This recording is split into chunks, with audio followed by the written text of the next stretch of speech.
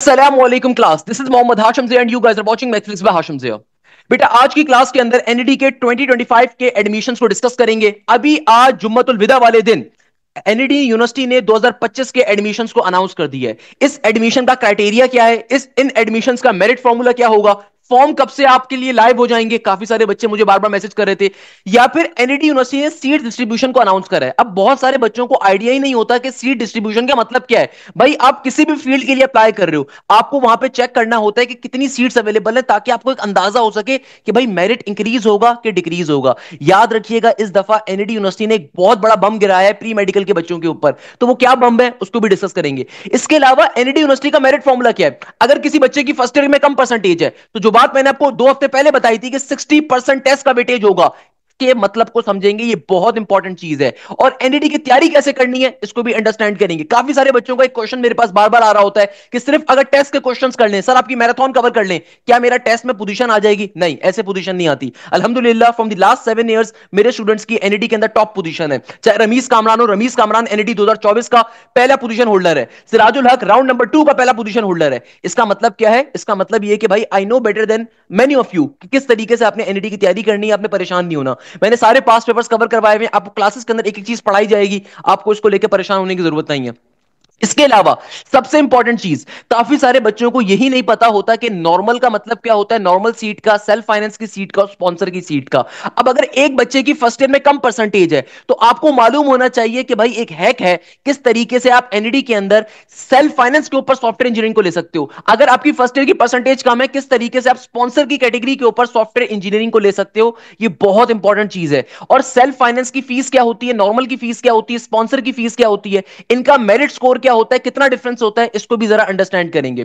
और अगर आप लोगों की फर्स्ट ईयर की कम परसेंटेज है, इसको भी आज की इस नशिश के अंदर डिस्कस करेंगे। इसके अलावा जो जनरल क्वेरीज होती हैं कि फॉर्म की डेट कब से अनाउंस होगी, किस तरीके से फॉर्म को फिलअप करना है, उन तमाम चीजों को भी आज की इस क्लास में अंडरस्टैंड करेंगे। सबसे पहले नंबर के ऊपर तो बेटा हम लोग डिस्कस कर लेते हैं इस ब्रोशर को, जो एनईडी का ऑफिशियल नोटिफिकेशन है। एनईडी की वेबसाइट के ऊपर आप जाके उसको व्यू कर सकते हैं। ये ब्राउन से कलर का ब्रोशर आपको एनईडी की वेबसाइट पे दिख जाएगा। बड़ा खूबसूरत सा ब्रोशर है। पहले इसको डिस्कस कर लेते हैं। सबसे पहले नंबर के ऊपर इस ब्रोशर में साफ तौर पे लिखा हुआ है कि एनईडी के जो एडमिशंस ओपन हो रहे हैं, जिसके फॉर्म्स आपके पास लाइव हो जाएंगे 7 अप्रैल से सुबह 11 बजे से। यानी कि सुबह 11 बजे 7 अप्रैल से आप एनईडी के फॉर्म को फिल कर सकते हो। मगर खुदारा पहले फॉर्म मत फिल करिएगा, उसके पीछे एक रीजन होती है, एक ट्रिक होती है, वो मैं आपको आगे चल के बताऊंगा। याद रखिएगा कि भाई एनईडी के फॉर्म सुबह 7 बजे से, यानी कि 7 अप्रैल से सुबह 11 बजे से लाइव हो जाएंगे। यानी कि ये वाला जो हफ्ता आपके पास आ रहा है, ये ईद का हफ्ता है। जाहिर सी बात है 31 को आपकी ईद होगी, 30 को आपकी ईद होती है। तो नेक्स्ट मंडे जो आपके पास, रखिएगा कि आपके पास 7 अप्रैल से, ये वाला हफ्ता तो आपका ईद का हफ्ता आ रहा है। तो इस ईद के हफ्ते के बाद से जो नेक्स्ट वीक आपका होगा 7 अप्रैल से, यानी कि मंडे वाले दिन से सुबह 11 बजे से एनईडी के फॉर्म लाइव हो जाएंगे। किस तरीके से फॉर्म फिल करना है मैं उसके ऊपर डिटेल में वीडियो भी डिजाइन कर दूंगा। You don't need to worry about anything at all. याद रखिएगा स्टार्टिंग में फौरन से फॉर्म मत फिल कर दिएगा। आप जितना लेट फॉर्म फिल करते हैं उतनी लेट आपके पास टेस्ट की डेट आती है। ये एक छोटा सा हैक होता है जो मैं अपने बच्चों को सिखा रहा होता हूं। परेशान मत होइएगा, एक एक चीज गाइड करूंगा आपको। सेकंड नंबर के ऊपर इस दफा एनईडी ने कौन कौन से प्रोग्राम्स ऑफर कर रहे हैं। सबसे पहले आता है बैचलर ऑफ इंजीनियरिंग प्रोग्राम। देखो बैचलर ऑफ इंजीनियरिंग प्रोग्राम्स का मतलब क्या होता है और बैचलर ऑफ साइंस प्रोग्राम का मतलब क्या होता है। काफी सारे लोगों को इन दोनों में डिफरेंस ही नहीं पता होता। देखो since I am also a engineer, अल्हम्दुलिल्लाह I am highly qualified engineer. Not only this, I have also a masters degree from the United States. मगर काफी सारे बच्चों को मैं देखता हूं, उनको ये नहीं पता होता है कि सर क्या इंजीनियरिंग करने के बाद बाहर जा सकते हैं या बैचलर ऑफ साइंस करने के बाद बाहर जा सकते हैं, डिफरेंस क्या है। देखो मैं दोनों चीजें गाइड कर देता हूं। बैचलर ऑफ इंजीनियरिंग प्रोग्राम का मतलब ये होता है कि भाई पाकिस्तान के अंदर जो इंजीनियरिंग की एक बॉडी है जिसका नाम है पाकिस्तान इंजीनियरिंग काउंसिल, जिसको हम पीईसी कहते हैं, सही है। तो पीईसी आपको इजाजत देती है 4 साल की डिग्री करने के बाद अपने नाम के साथ खूबसूरत सा इंजीनियर लगाने की। फॉर एग्जाम्पल मेरे पास एक प्रॉपर परमिशन अवेलेबल है। अगर मैं अपने नाम के साथ लगाऊं ना इंजीनियर मोहम्मद हाशिम जिया, तो मुझे ये इंजीनियर लगाने की इजाजत दी हुई है। मेरे पास एक प्रॉपर लेटर अवेलेबल होगा गवर्नमेंट ऑफ पाकिस्तान का, जिसने मुझे अथॉरिटी दी है कि मैं अपने नाम के साथ इंजीनियर लगा सकता हूं। तो खाली इसका सिर्फ इतना फायदा होता है कि अगर आप इंजीनियरिंग प्रोग्राम्स को अटेम्प्ट करते हो ना, तो यहां पे सिर्फ फायदा ये होता है कि आप अपने नाम के साथ एक खूबसूरत सा इंजीनियरिंग का इजाफा कर सकते हो, इंजीनियर का। वाइल बैचलर ऑफ साइंस के प्रोग्राम भी बहुत सारे इंजीनियरिंग के प्रोग्राम्स ही होते हैं, मगर वहां पे बस इजाजत नहीं होती। बाकी इसका आउटर वर्ल्ड में कोई इतना फर्क नहीं पड़ता। हाँ गवर्नमेंट जॉब्स के अंदर कभी कभार रिक्वायरमेंट होती है कि अगर आप कभी गवर्नमेंट जॉब्स के टेंडर्स को देखोगे ना, तो गवर्नमेंट जॉब के जो टेंडर्स होते हैं वहां पे लिखा होता है PEC degree compulsory. PEC degree compulsory का मतलब ये है कि भाई फिर आपके पास बैचलर ऑफ इंजीनियरिंग प्रोग्राम की डिग्री अगर होगी तभी आप वहां पे अप्लाई कर सकते हो, अदरवाइज उसका इतना फर्क नहीं पड़ता। मैं आपको बड़े मजे की अगर बात बताऊं, जो फास्ट यूनिवर्सिटी कंप्यूटर साइंस करवा रही है, वो आपके पास बैचलर ऑफ साइंस का प्रोग्राम करवा रही होती है, वो पीएससी रिकॉग्नाइज नहीं करवा रही होती। बहुत सारे बच्चों को पता ही नहीं होगी ये बात। तो खैर, कहने का मकसद क्या है कि इसका इतना कोई फर्क नहीं पड़ता, तो इसमें परेशान होने की जरूरत नहीं है। बैचलर ऑफ इंजीनियरिंग प्रोग्राम्स कौन कौन से एनईडी के अंदर मौजूद हैं, जो कि प्रॉपर्ली पीईसी वेरीफाइड प्रोग्राम्स हैं, जिसके डिग्री करने के बाद आपको इंजीनियर लगाने की इजाजत मिलेगी अपने नाम के साथ ऑफिशियली। एक है बायोमेडिकल इंजीनियरिंग, फिर केमिकल इंजीनियरिंग, फिर सिविल इंजीनियरिंग, फिर civil engineering specialisation with the construction engineering, then civil engineering specialisation with the urban engineering. Construction engineering अलग होती है, अर्बन इंजीनियरिंग होती है रोड वाली, ट्रैफिक वाली। Then computer system engineering, then electrical engineering, then electronic engineering, then food engineering, then industrial and manufacturing engineering, then materials engineering, then mechanical engineering, then mechanical specialization with the automotive industry या automotive engineering, metallurgical engineering, software engineering, petroleum engineering, polymer and petrochemical engineering, telecommunication engineering, textile engineering. यानी कि ये तमाम के तमाम programme जो NED के अंदर मौजूद हैं, ये पीईसी वेरीफाइड प्रोग्राम्स हैं। और पाकिस्तान इंजीनियरिंग काउंसिल और आपको वॉशिंगटन अकॉर्ड की वेरीफाइड डिग्री मिलेगी कि आप दुनिया भर में कहीं पे भी अप्लाई कर सकते हो as a engineer titled. While bachelor of science के प्रोग्राम्स अगेन इंजीनियरिंग की कैटेगरी में लाया करते हैं, मगर पीईसी कहता है कि भाई चूंकि इन प्रोग्राम्स को हम इंजीनियर लगाने का लिए कर रहे, इसके अलावा इसका और कोई फायदा नहीं आता है। बैचलर ऑफ साइंस के प्रोग्राम्स की अगर मैं बात करूं, इसमें सबसे पहले नंबर के ऊपर कंप्यूटेशनल फाइनेंस, बहुत अच्छा प्रोग्राम है। अगर आपको कंप्यूटर साइंसेस की डिग्री नहीं मिलती है एनईडी से, go for computational finance. Then computer science, one of my favourite programme computer science, जो कि आपके पास बिल्कुल कंप्यूटर इंजीनियरिंग की तरह का प्रोग्राम है। Computer science with specialisation in data security, computer science with specialisation in cyber security, computer science with specialisation in artificial intelligence, computer science with specialisation in gaming and animation, development studies, economic and finance, English linguistic, chemistry, management sciences, physics, textile sciences. अब याद रखिएगा, bachelor of engineering programme के अंदर और bachelor of science programme में सिर्फ difference किस चीज का है कि एक जो डिग्री होती है वो पीईसी वेरीफाइड होती है कि भाई आपको इंजीनियरिंग लगाने का अपने नाम के साथ अहल समझा जाता है, एक में नहीं समझा जाता। इसके अलावा और कोई डिफरेंस नहीं होता। Remember this thing. आप आउटर वर्ल्ड के अंदर जो बीएस का प्रोग्राम का बंदा होता है वो भी वैसे ही कंपीट करता है जैसे इंजीनियरिंग प्रोग्राम का बंदा होता है। इसके अलावा और कोई डिफरेंस नहीं होता। मैं आपको इसके पीछे एक छोटी सी चीज बताता हूं, किसी को बोलिएगा मत, मजाक कर रहा हूं वैसे, कि भाई आपके पास जो एनईडी यूनिवर्सिटी के अंदर जो बैचलर ऑफ साइंस के प्रोग्राम्स होते हैं ना, इनकी थोड़ी फीस क्या होती है ज्यादा। अगर इंजीनियरिंग प्रोग्राम्स की फीस है let suppose 30,000 rupees per semester, तो बैचलर ऑफ साइंस के प्रोग्राम की फीस होगी 45,000 पर सेमेस्टर। तो बैचलर ऑफ साइंस प्रोग्राम में ज्यादा सीट्स इसलिए होती हैं क्योंकि गवर्नमेंट सेक्टर यूनिवर्सिटी तो ऑब्वियसली फंड्स के लिए वो करते क्या है कि कुछ प्रोग्राम्स इंजीनियरिंग के अंदर रखे जाते हैं, कुछ प्रोग्राम बैचलर ऑफ साइंस में रखे जाते हैं। वहां पे सबसे बड़ा आपको रीजन ये होता है एनईडी का कि वहां पे फीस थोड़ी ज्यादा होती है। तो भाई ये चीज जहन में रखिएगा कि कंप्यूटर सिस्टम इंजीनियरिंग में अगर नहीं होता तो फिर कंप्यूटर साइंस सेकंड बेस्ट होता है और सेकंड हाईएस्ट मेरिट के ऊपर जाता है। फॉर एग्जांपल सॉफ्टवेयर इंजीनियरिंग का मेरिट अगर 86 था लास्ट ईयर का, तो कंप्यूटर सिस्टम इंजीनियरिंग का होगा आपके पास 84 का, और कंप्यूटर साइंस का होगा 83 का। तो बैचलर ऑफ साइंस प्रोग्राम्स का ये मतलब नहीं होता कि यहां पे मेरिट नहीं होगा या ये बेकार प्रोग्राम है, ऐसा कुछ नहीं होता। मैंने क्या आपको बताया, खाली एक डिफरेंस होता है। दोनों डिग्रीज जो है ना, चाहे वो बैचलर ऑफ इंजीनियरिंग की डिग्री है चाहे वो बैचलर ऑफ साइंस की डिग्री है, एनईडी की तमाम डिग्रीज वॉशिंगटन अकॉर्ड से वेरीफाइड है। यानी कि यहां पे आपके पास प्रॉपर ओबीसी सिस्टम फॉलो किया जाता है। ओबीसी सिस्टम होता है highest level of engineering assessment programme, जो कि एनईडी ऑफर करता है। एनईडी के तमाम डिग्रीज के अंदर वो एक्सपेक्ट किया जाता है आपको अपने पेपर्स देते हुए, यानी कि जब आप एनईडी के अंदर तालीम हासिल कर रहे होते हैं आपको प्रॉपर्ली ओबीई सिस्टम को फॉलो करना होता है। उस ओबीई सिस्टम के अंदर ये अमेरिकन बेस्ड सिस्टम है कि आपकी डिग्री दुनिया भर में रिकॉग्नाइज होती है। मेरा अपना मास्टर्स चूंकि अमेरिका से, इसलिए I can guide you in a very categorical manner कि एनईडी की डिग्री की वर्थ बहुत ज्यादा होती है। दुनिया भर के अंदर एलुमनाई आपको एनईडी का मिलता है। तो याद रखिएगा, डिफरेंस कोई भी नहीं होता, खाली डिफरेंस फीस का होता है। या फिर एक डिफरेंस ये होता है कि कुछ गवर्नमेंट सेक्टर की जो टेंडर्स होती है ना, वहां पे लिखा हुआ होता है खाली पीसी रिकॉग्नाइज इंजीनियर अप्लाई करेगा, मगर वो आपके किसी काम का नहीं है, क्योंकि भाई आपको गवर्नमेंट की जॉब वैसे भी नहीं मिलनी पाकिस्तान में, नॉर्मल हालात के अंदर, नॉर्मल हालात में वैसे भी नहीं मिलनी ना भाई हमें। तो भाई बेहतर ये है कि आप एक अच्छी डिग्री करो। तो अच्छी डिग्री बैचलर ऑफ साइंस की भी होती है, इसमें परेशान होने की कभी भी जरूरत नहीं है। काफी सारे बच्चे इसको लेकर परेशान हो रहे होते हैं, इसलिए मैंने डिटेल में समझा दिया। अच्छा, इसके अलावा बैचलर ऑफ आर्किटेक्चर, एनईडी का आर्किटेक्चर का प्रॉपर डिपार्टमेंट है, प्रॉपर बिल्डिंग है। इनफैक्ट जो ओल्ड एनईडी यूनिवर्सिटी थी, जहां से एनईडी यूनिवर्सिटी का क्या हुआ था 1922 के अंदर जब एनईडी यूनिवर्सिटी बनी थी ना, तो एनईडी का जो ओल्ड कैंपस है ये है DJ Sindh government science college की बैक साइड के ऊपर। कभी अगर आपका सदर जाना हो तो जाके चेक करिएगा कि डीजे साइंस कॉलेज की बैक साइड के ऊपर एनईडी का कैंपस है, वो एनईडी का ओल्ड कैंपस है। याद रखिएगा, एनईडी का जो बैचलर ऑफ आर्किटेक्चर का प्रोग्राम होता है ये एनईडी के ओल्ड कैंपस में होता है। तो कभी भी अगर आप सदर जाए, सदर जाके आप देखेंगे कि DJ Sindh government science college की बैक साइड के ऊपर आपको एनईडी का ओल्ड कैंपस दिखेगा। एनईडी ओल्ड कैंपस का मतलब ये है कि भाई ये एनईडी की वो कैंपस है जहां से एनईडी बनी थी 1922 के अंदर। जो हमारे ग्रेट नादिर अडलजी थे, उन्होंने, जो पारसी थे, जो कि एक ग्रेट हमारे इंजीनियर थे, उन्होंने पाकिस्तान के अंदर उस जमाने में तो खैर यूनाइटेड इंडिया था, वहां पे उन्होंने एनईडी यूनिवर्सिटी का क्याम किया था। तो 1922 के अंदर एनईडी यूनिवर्सिटी का क्याम जब हुआ था तो ये एनईडी ओल्ड कैंपस में हुआ था, जहां पे आज आर्किटेक्चर की और डेवलपमेंट स्टडीज की क्लासेस होती हैं। तो बैचलर ऑफ आर्किटेक्चर यानी कि आर्किटेक्चर की इंजीनियरिंग की एनईडी आपको पढ़ाएगा, और ये 5 साल का प्रॉपर प्रोग्राम होता है, और इसके एलुमनाइज की बड़ी वर्थ होती है। इसके अलावा बैचलर प्रोग्राम्स एट टीआईईएसटी। टीआईईएसटी का मतलब क्या है? देखो एनईडी का एक कैंपस और भी है, काफी सारे लोगों को पता नहीं होती छोटी छोटी बातें। बैचलर प्रोग्राम्स एट टीआईईएसटी का मतलब क्या है? ये है थर कैंपस। काफी सारे बच्चों को बेसिक बातों को नहीं पता होता। एनईडी यूनिवर्सिटी का एक कैंपस इंटीरियर सिंध थर के अंदर ही मौजूद है, जिसको कहा जाता है थर institute of engineering and sciences and technology. ये थर के अंदर मौजूद है, और इंटीरियर सिंध के बच्चों को बड़ा प्रेफर किया जाता है यहाँ पे। तो भाई यहाँ पे दो प्रोग्राम्स पढ़ाए जाते हैं, कंप्यूटर साइंस के और सिविल इंजीनियरिंग के। और यहाँ पे एनईडी के टीचर्स कराची से जाके पढ़ाते हैं, कराची से जाके उनकी वहां पे शिफ्टें लगती हैं, और ये बहुत अच्छा अगेन कैंपस है। मगर ये इंटीरियर सिंध के बच्चों को ज्यादा प्रेफर किया जाता है। तो यहाँ पे कंप्यूटर साइंस का प्रोग्राम भी है और सिविल इंजीनियरिंग का प्रोग्राम भी है। काफी सारे लोगों को पता नहीं होता कि भाई एनईडी ने पाकिस्तान में कई यूनिवर्सिटीज का काम किया। दाऊद यूनिवर्सिटी एनईडी यूनिवर्सिटी ने बनाई थी, पहले दाऊद इंजीनियरिंग कॉलेज होता था। एनईडी ने दाऊद यूनिवर्सिटी को काम किया था 1960s के अंदर। Similarly Usman institute of technology, वो भी एनईडी यूनिवर्सिटी ने काम किया था। ये छोटी छोटी डिटेल्स बड़ी इंपॉर्टेंट होती हैं, since NED is my alma mater. और एनईडी के अंदर अल्हम्दुलिल्लाह सबसे ज्यादा एडमिशन भी मेरे बच्चों की होती हैं, सिंस अल्हम्दुलिल्लाह एनईडी के अंदर सारे असतज़ा भी मुझे जानते होते हैं, क्योंकि अल्हम्दुलिल्लाह एनईडी से एक अरसा पहले काम किया, एक अरसा पहले तालीम हासिल करी, देन एनईडी के लिए जो कर सकता हूं, जितनी मेहनत कर सकता हूं एनईडी के सबसे ज्यादा मैं करता हूं। तो भाई एनईडी के बारे में आपको मालूम होना चाहिए, जो दाऊद इंजीनियरिंग कॉलेज था, जो कि आज दाऊद यूनिवर्सिटी है, वो भी एनईडी ने बनाई थी। Similarly Usman institute of technology NED ने बनाई थी। सिमिलरली आज के जमाने में जो टीआईईएसटी है, ये एनईडी यूनिवर्सिटी चला रहा है, और ये थर का एक कैंपस है। थर का एक पर्टिकुलरली एनईडी की एक शाख है, जो कि थर के अंदर वाकई है, जहां पे कंप्यूटर साइंस और सिविल इंजीनियरिंग ऑफर की जा रही है।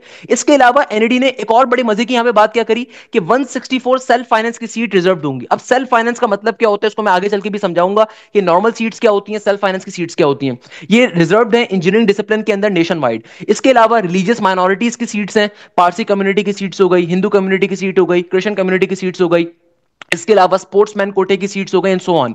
इसके अलावा एक और बड़ी मजे की बात जो एनईडी ने यहां पे करी कि भाई एनईडी यूनिवर्सिटी ऑफर करेगा स्कॉलरशिप तमाम हाई अचीवर्स को, जो कि एचएससी 1 के अंदर हो या इक्विवेलेंट एग्जामिनेशन। यानी कि देखो अगर तो आपकी अपने फर्स्ट ईयर के अंदर आपकी पोजीशन है अपने बोर्ड के अंदर, चाहे आप मीरपुर खास बोर्ड से हो, चाहे आप सक्कर बोर्ड से हो, चाहे आप कराची बोर्ड से हो, चाहे आप जयाउद्दीन बोर्ड से हो, चाहे आप हैदराबाद बोर्ड से हो, चाहे आप पर्टिकुलरली कैम्ब्रिज बोर्ड से हो, चाहे आप पर्टिकुलरली फेडरल बोर्ड से हो, आप किसी भी बोर्ड से गर्ज एग्जिस्ट करते हो, अगर आपकी पोजीशन है अपने बोर्ड के अंदर, तो आपको एनईडी यूनिवर्सिटी 100% स्कॉलरशिप देगा। ये लास्ट ईयर नहीं था, लास्ट ईयर सिर्फ टेस्ट की बेसिस के ऊपर था, और सेकंड नंबर के ऊपर टेस्ट की बेसिस के ऊपर भी आपको 100% स्कॉलरशिप दी जाएगी, और आपको अच्छी स्कॉलरशिप प्रोवाइड की जाएगी। मैंने एनईडी की स्कॉलरशिप के ऊपर एक बहुत डिटेल के अंदर वीडियो ऑलरेडी बनाई हुई है, तो वो भी आप जाके चेक कर सकते हैं। मगर अगेन इस नशिश के अंदर हम सारी बातों को डिस्कस करेंगे। तो ओवरऑल ये एनईडी का ब्रोशर है, जो ब्रोशर एनईडी यूनिवर्सिटी ने आज के दिन में जुम्मतुल विदा वाले दिन अनाउंस कर दिया 2025 के एडमिशन। जो बात मैं आप लोगों से कर रहा था कि एडमिशन अनाउंस हो जाएंगे, याद रखिएगा एनईडी का जो पहला टेस्ट कंडक्ट होगा, ये कंडक्ट होगा 24 मई को।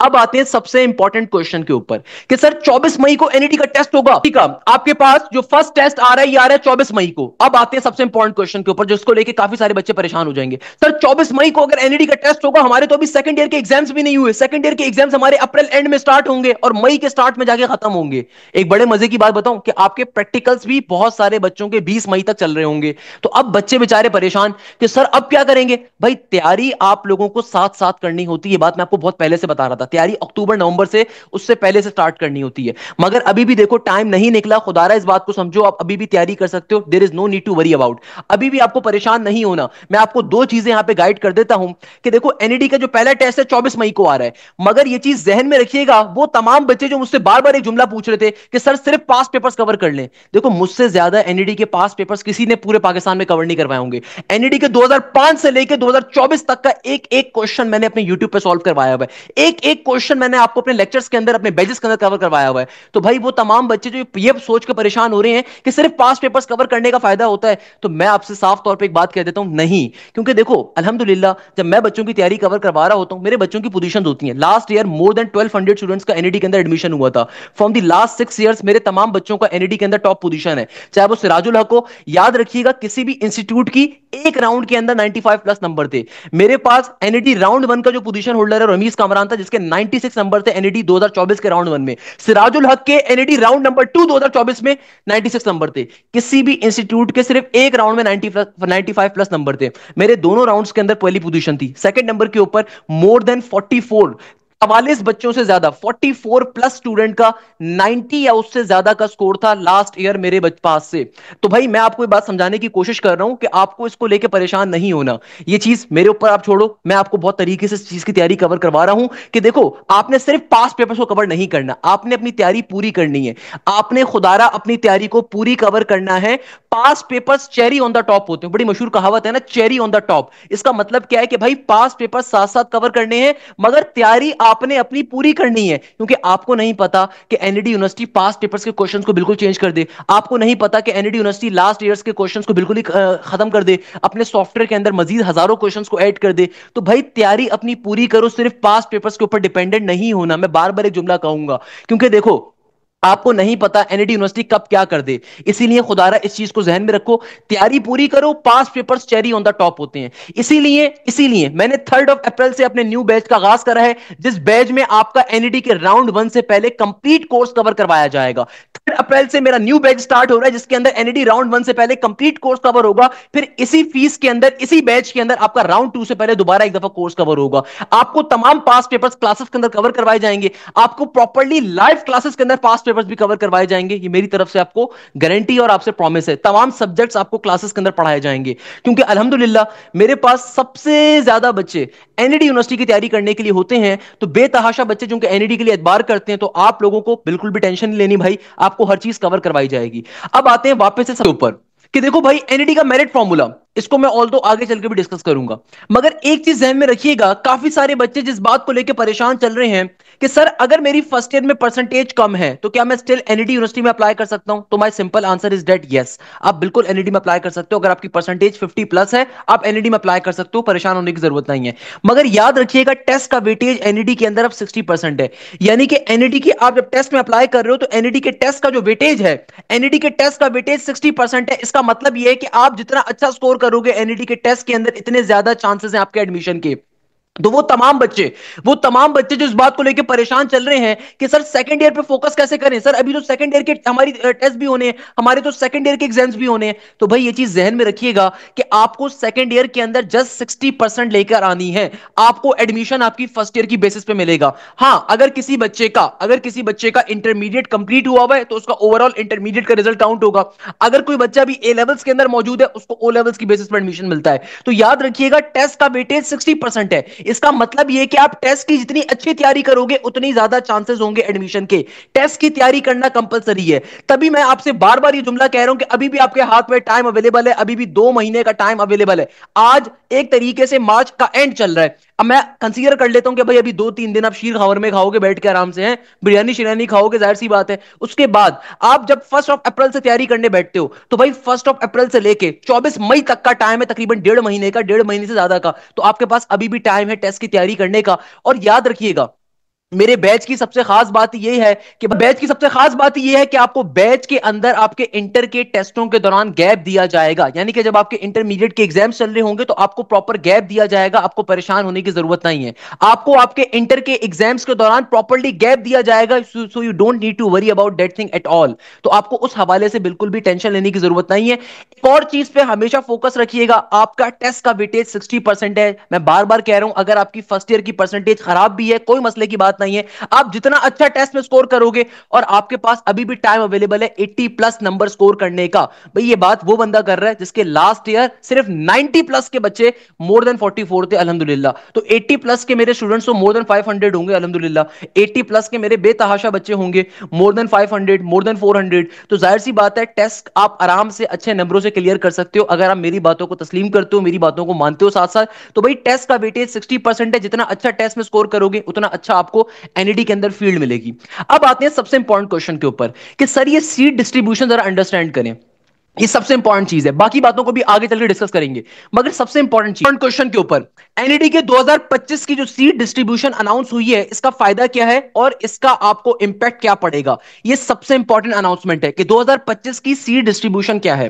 देखो एनईडी की 2025 की सीट डिस्ट्रीब्यूशन को समझने से पहले हमें एक बात अंडरस्टैंड करनी पड़ेगी कि भाई इसका मतलब क्या है। देखो इसका मतलब क्या है, इसके मायने क्या है, जरा इसको डिटेल में समझ लेते हैं। मगर before moving towards the seat distribution, ये चीज जहन में रखिएगा कि आपको एक चीज बहुत कैटेगोरिकल वे में मालूम होनी चाहिए। एनईडी के अंदर 3 तरह की सीट्स ऑफर होती हैं हर बच्चे को। एनईडी के अंदर यूजुअली 3 तरह की सीट्स ऑफर होती हैं। एक सीट कहलाती है रेगुलर की कैटेगरी की सीट, एक सीट कहलाती है रेगुलर की स्कीम, एक सीट कहलाती है सेल्फ फाइनेंस, और एक सीट कहलाती है स्पॉन्सर। अब काफी सारे बच्चों को इनमें डिफरेंस ही नहीं पता होता, या बच्चों को लगता है कि भाई मजाक मस्ती में सेल्फ भी अप्लाई कर दो स्पॉन्सर भी अप्लाई कर दो। नहीं खुदारा ऐसा नहीं करिएगा, क्योंकि भाई अगर सेल्फ फाइनेंस पे अप्लाई कर दोगे, जब तक पैसे नहीं भरोगे सेल्फ के, तब तक आपका एडमिट कार्ड ही नहीं आएगा। आपको आपके टेस्ट से पहले फीस पे करनी होती है। तो भाई देखो होता क्या है, रेगुलर के अंदर या सेल्फ के अंदर या स्पॉन्सर में डिफरेंस क्या होता है कि भाई लेट सपोज मेरे पास एक फील्ड है सॉफ्टवेयर इंजीनियरिंग, सही है ना, सॉफ्टवेयर में जाने का हर एक को शौक है आज के जमाने में। तो सॉफ्टवेयर की जो सीट है ना, ये रेगुलर के मेरिट इसका होगा, रेगुलर का इसका मेरिट था लास्ट ईयर का 86 परसेंटेज का, यानी कि 86 का मेरिट, नॉट परसेंटेज, मेरिट। यानी कि भाई मेरिट कैसे बनता है, मेरिट बनता है टेस्ट और आपके इंटर की या एफएससी की या ए लेवल्स की परसेंटेज कंबाइन करके। मेरिट फॉर्मूला एनईडी का इस दफा का, मेरिट फॉर्मूला जो एनईडी यूनिवर्सिटी का इस दफा का, यह है 60% टेस्ट प्लस का 40% आपका इंटर या फिर आपका ए लेवल्स या फिर आपका ओ लेवल्स। जिन बच्चों का सेकंड ईयर कंप्लीट नहीं हुआ, जो अभी सेकंड ईयर में मौजूद हैं, उनका फर्स्ट ईयर की परसेंटेज काउंट होगी यहां पे। जिन बच्चों का अभी ए लेवल्स कंप्लीट नहीं हुआ, उनका ओ लेवल्स काउंट होगा। और जिन बच्चों का सेकंड ईयर कंप्लीट हो चुका है, या फिर जो बच्चे रिपीटर हैं या फिर जो बच्चे इंप्रूवर्स हैं, तो उनका लास्ट ईयर का रिजल्ट काउंट होता है, कंप्लीट रिजल्ट। तो याद रखिएगा एनईडी का मेरिट फॉर्मूला ये है। मेरिट फॉर्मूले का मतलब क्या, मैं समझा देता हूं आप लोगों को जल्दी से, ताकि आपको मेरी पूरी बात पर समझ में आए। फॉर एग्जाम्पल एक बच्चा है, उसने एनईडी के टेस्ट के अंदर 85 मार्क्स स्कोर करे, it's a very good score, test में 85 मार्क्स स्कोर करे, और इस बच्चे के जो फर्स्ट ईयर की परसेंटेज है ना, इस बच्चे की ये है 74 की। फर्स्ट ईयर की परसेंटेज कितनी है, 74 की, या फिर ओ लेवल्स की इक्विवेलेंसी कितनी है, 74 की। तो अब देखो इसका मेरिट क्या बनेगा। तो भाई आपका जो भी टेस्ट का स्कोर है ना, टेस्ट के स्कोर को आपने मल्टीप्लाई करवाना है 0.6 के साथ। 0.6 के साथ क्यों कर रहे हैं, क्योंकि 60% टेस्ट का वेटेज है।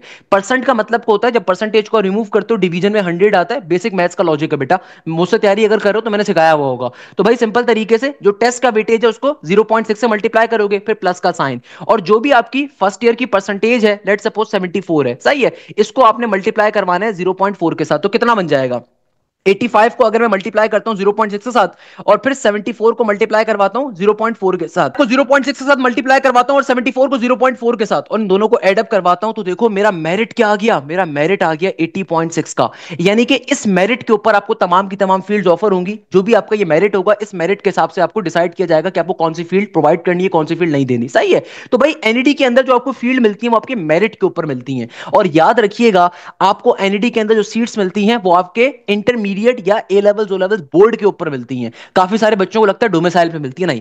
एनईडी यूनिवर्सिटी में अप्लाई करने की कंडीशन ये होती है कि आपके पास सिंध का डोमिसाइल होना चाहिए, मगर जो आपको सीट्स मिलती हैं वो आपकी फर्स्ट ईयर सेकंड ईयर का जो बोर्ड होता है उसके ऊपर मिलती हैं, सही है। ये चीज जहन में रखिएगा, आपको जो सीट्स ऑफर होंगी वो आपके बोर्ड के ऊपर होंगी, कि अगर आपका कराची बोर्ड है तो कराची बोर्ड की सीट्स में अप्लाई कर सकते हो, अगर आपका लड़काना बोर्ड है तो आप लड़काना बोर्ड की सीट्स में अप्लाई कर सकते हो, अगर आपका ए लेवल्स ओ लेवल्स है तो आप कैम्ब्रिज बोर्ड पे अप्लाई कर सकते हो, अगर आपका फेडरल बोर्ड है तो आप फेडरल बोर्ड की सीट पर अप्लाई कर सकते हो, अगर आपका हैदराबाद बोर्ड है तो खाली आप हैदराबाद बोर्ड की सीट पर अप्लाई कर सकते हो। ये छोटी छोटी बातें आपको कोई नहीं बताएगा, तो दोस्तों को जरूर बताइएगा, सर हाशिम ने बहुत डिटेल में समझाई हुई है। हाँ खैर, वापस मैं क्या कह रहा था, मैं कह रहा था कि देखो रेगुलर के अंदर, सेल्फ के अंदर, स्पॉन्सर में डिफरेंस क्या होता है, कि देखो रेगुलर के ऊपर रेगुलर के ऊपर सॉफ्टवेयर इंजीनियरिंग 86 के मेरिट के ऊपर क्लोज हुई थी। तो सेल्फ का फायदा ये होता है कि जिन बच्चों ने सेल्फ फाइनेंस का फॉर्म फिल किया हुआ होता है, जिन बच्चों ने सेल्फ की फीस पे करी हुई होती है, तो उनके पास ये जो सॉफ्टवेयर इंजीनियरिंग है ना, जो रेगुलर के ऊपर 86 पे क्लोज हो रही है, सेल्फ फाइनेंस के ऊपर यूजुअली 79 तक पे क्लोज हो जाती है। यानी कि कम मेरिट के ऊपर आपको सीट मिल सकती है अगर आपने सेल्फ फाइनेंस पे किया हुआ है।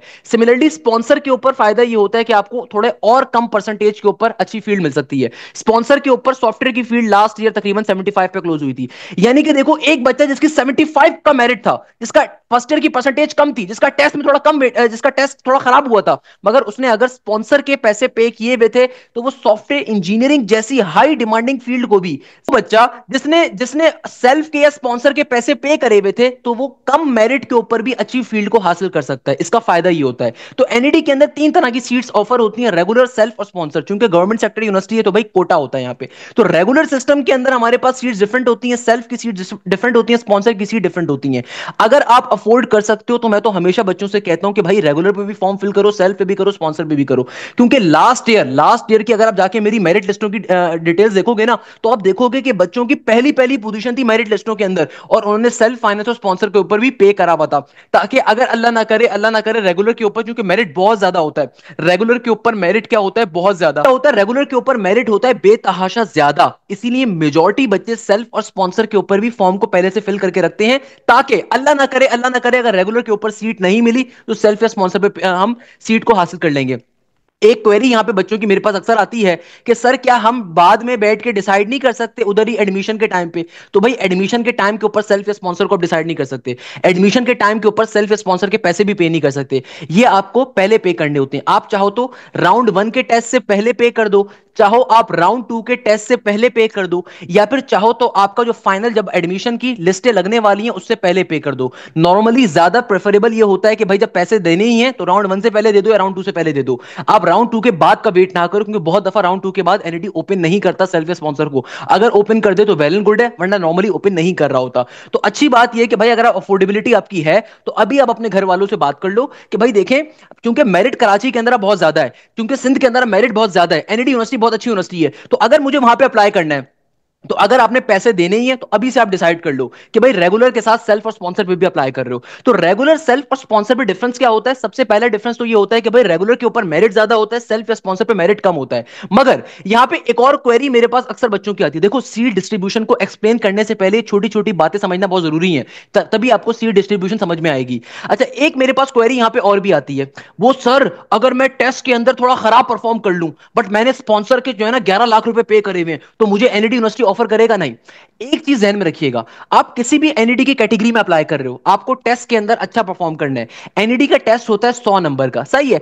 100 में से 50 नंबर वाला पासिंग मार्क्स वाला है। 100 में से 50 नंबर तो लेने ही लेने हैं पास करने के लिए टेस्ट को, मगर 50 नंबर लेने के ऊपर एडमिशन नहीं मिलेगा, याद रखिएगा, क्योंकि मेरिट बहुत ज्यादा है। तो आप जितने अच्छे नंबर लोगे, जितना अच्छा आपका मेरिट फॉर्म होगा, उतने अच्छी आपके चांसेस होंगे एडमिशन के। अगर आपने जस्ट 51 नंबर लिए, जस्ट 50 नंबर लिए, तो आपको एडमिशन भी शायद ऑफर ना हो, क्योंकि मेरिट बहुत ज्यादा होता है। तो याद रखिएगा, टेस्ट के ऊपर मेहनत करना बहुत जरूरी है, ये मैं बार बार आपसे बात कर रहा हूं। जितना ज्यादा टेस्ट के अंदर स्कोर करोगे उतने ज्यादा चांसेस होंगे एडमिशन के, क्योंकि 60% टेस्ट काउंट हो रहा है। इसका मतलब क्या है? बहुत सारे बच्चे जो होते हैं ना बड़े गरूर के अंदर कि सर वो मैंने सेल्फ फाइनेंस स्पॉन्सर के पैसे भी पे करे हुए हैं, तो सर क्या मुझे लाजमी है कि एडमिशन मिलेगा? नहीं, लाजमी नहीं है, क्योंकि देखो सेल्फ या स्पॉन्सर के ऊपर भी मेरिट फॉर्म होता है। सेल्फ या स्पॉन्सर की सीट्स मिलती कैसे हैं, जरा समझो बात को। कि भाई देखो, लेट सपोज मेरे पास एक सीट है सिर्फ सॉफ्टवेयर इंजीनियरिंग की, मैं आपको मिसाल देता हूं, मेरे पास सिर्फ एक सीट है सॉफ्टवेयर इंजीनियरिंग की, और मेरे पास सेल्फ के 10 बच्चे खड़े हुए हैं, स्पॉन्सर के भी 10 बच्चे खड़े हुए हैं। अब हो सकता है सेल्फ फाइनेंस की सिर्फ एक ही सीट अवेलेबल है, तो भाई इन 10 बच्चों के अंदर से जिसका सबसे हाईएस्ट मेरिट होगा ना, उसको पहले बुलाया जाएगा। अगर उसने वो फील्ड सेलेक्ट कर ली तो वो फील्ड खत्म हो जाएगी, तो फिर आपको आपके सेल्फ के पैसे वापस मिल जाएंगे, या फिर आप किसी और फील्ड के अंदर एडमिशन लोगे। तो याद रखिएगा, सेल्फ के ऊपर भी या स्पॉन्सर के ऊपर भी आपने पैसे पे करके ये नहीं समझना होता कि आपको एडमिशन लाजमी मिल जाएगा सॉफ्टवेयर में। नहीं, ऐसा नहीं, मजाक हो रहा। आपको वहां पे भी मेरिट फॉर्म होता है, वहां पे भी आपके प्रॉपर्ली आपके टेस्ट का वेटेज देखा जाता है, आपकी हर चीज देखी जाती है। अच्छा, दूसरा डिफरेंस क्या है?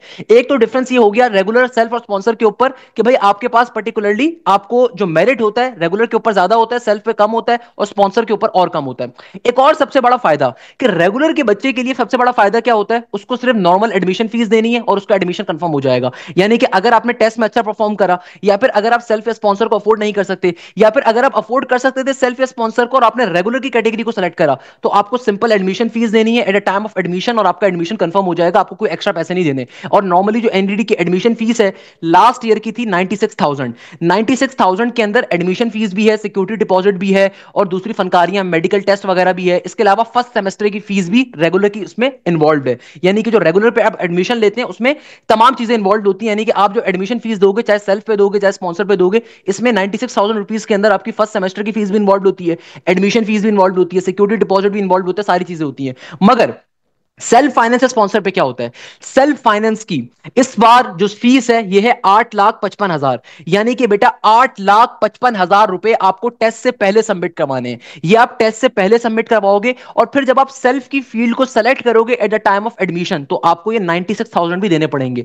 बहुत सारे बच्चों के जहनों में क्वेरी होती है, सर वो सेल्फ के जो पैसे होते हैं, क्या इन पैसों को देने के बाद क्या मुझे एनईडी के अंदर मजीद कोई पैसे 4 साल देने होंगे? भाई बिल्कुल देने होंगे यार। सेल्फ के पैसे या स्पॉन्सर के पैसे तो इस बात बात की है कि आप उस फील्ड को सेलेक्ट कर रहे हो। सेल्फ या स्पॉन्सर के जो पैसे हैं, सेल्फ फाइनेंस की इस दफा की फीस 8,55,000 है। तो 8,55,000 रुपए ये इस बात के पैसे हैं कि भाई ये वन टाइम के जो पैसे हैं ये आप फील्ड को सेलेक्ट करने के दे रहे हो, सेल्फ फाइनेंस की कैटेगरी को सेलेक्ट करने के।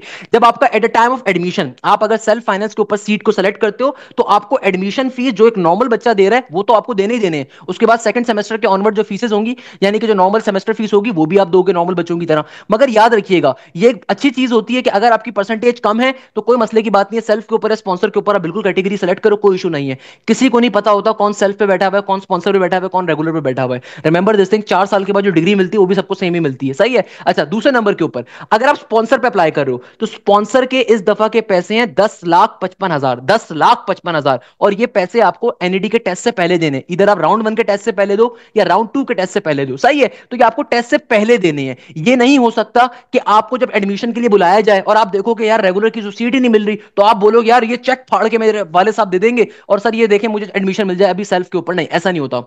आपको टेस्ट से पहले ये पैसे देने हैं। जब टेस्ट से पहले ये पैसे दोगे तभी आपका नाम कंफर्म होगा कि आपने सेल्फ फाइनेंस के ऊपर या स्पॉन्सर के ऊपर आपने सीट को फिलअप किया था। और उसके बाद at the time of admission आपने नॉर्मल बच्चे जितनी फीस दे रहे हैं आपने वो तो देनी देनी है। तो ये दो चीजें ध्यान में रखिएगा कि एनईडी के अंदर आपके पास सबसे पहले नंबर के ऊपर 3 तरह की सीट्स हैं, रेगुलर, सेल्फ और स्पॉन्सर। सबसे बड़ा फायदा क्या होता है, रेगुलर बच्चे को फायदा ये होता है कि अपने माँ बाप के पैसे ज्यादा खर्च नहीं कर रहा। भाई देखो, माँ बाप के पैसे कोई भी खर्च नहीं कर रहा होता, जाहिर सी बात है सबको तालीम का शौक होता है, तभी माँ बाप पैसे अपने देते हैं। माँ बाप बेचारे मजबूर होते हैं, हर बच्चे के लिए पैसे दे देते हैं। ये चीज जहन में रखिएगा। अक्सर बच्चों के जहनों के अंदर ये गलत कॉन्सेप्ट होता है कि सर वो अगर मैं सेल्फ के 8 लाख रुपए भर रहा हूं या स्पॉन्सर के 10 लाख रुपए भर रहा हूं, तकरीबन 11 लाख ही हो गए, सेल्फ के तकरीबन 9 लाख ही हो गए, एक तरीके से 8,55,000 और स्पॉन्सर के 10,55,000, तकरीबन 9 और 11 लाख ही हो गए। तो अगर मैं इतने पैसे भर रहा हूं तो क्या क्या मेरा एडमिशन कंफर्म है? याद रखिएगा, एडमिशन फिर भी डिपेंड करेगा आपके टेस्ट के ऊपर। अगर टेस्ट में फेल हो गए तो पैसे आपको वापस रिफंड हो जाएंगे, या फिर अगर आपका किसी और यूनिवर्सिटी में एडमिशन हो गया तब भी ये पैसे आपको वापस मिल जाएंगे। यानी कि भाई अगर आपने लेट सपोज, बहुत सारे बच्चे करते हैं क्या, रेगुलर पे भी अप्लाई करते हैं, सेल्फ पे भी अप्लाई करते हैं, स्पॉन्सर पे भी अप्लाई करते हैं, और उनको रेगुलर के ऊपर ही अगर सॉफ्टवेयर इंजीनियरिंग मिल गई या अच्छी फील्ड मिल गई तो वो सेल्फ या स्पॉन्सर को ऑप्ट नहीं करते, तो आपको पूरे पैसे वापस मिल जाएंगे। अच्छा, एक और बड़े मजे की यहाँ पे क्वेरी देखो, मुझे ये छोटी छोटी बातें बताने में इसलिए इतना मजा आता है क्योंकि भाई ये बातें बड़ी इंपॉर्टेंट है, कोई टीचर नहीं बताएगा। यहां पे देखो एक क्वेरी और होती है, और ये क्वेरी क्या होती है कि सर अगर मैं सेल्फ पे भी अप्लाई कर रहा हूं और स्पॉन्सर पे भी अप्लाई कर रहा हूं तो सेल्फ के 8,55,000 मुझे अलग देने होंगे और स्पॉन्सर के 10,55,000 अलग देने होंगे? नहीं, ऐसा नहीं है।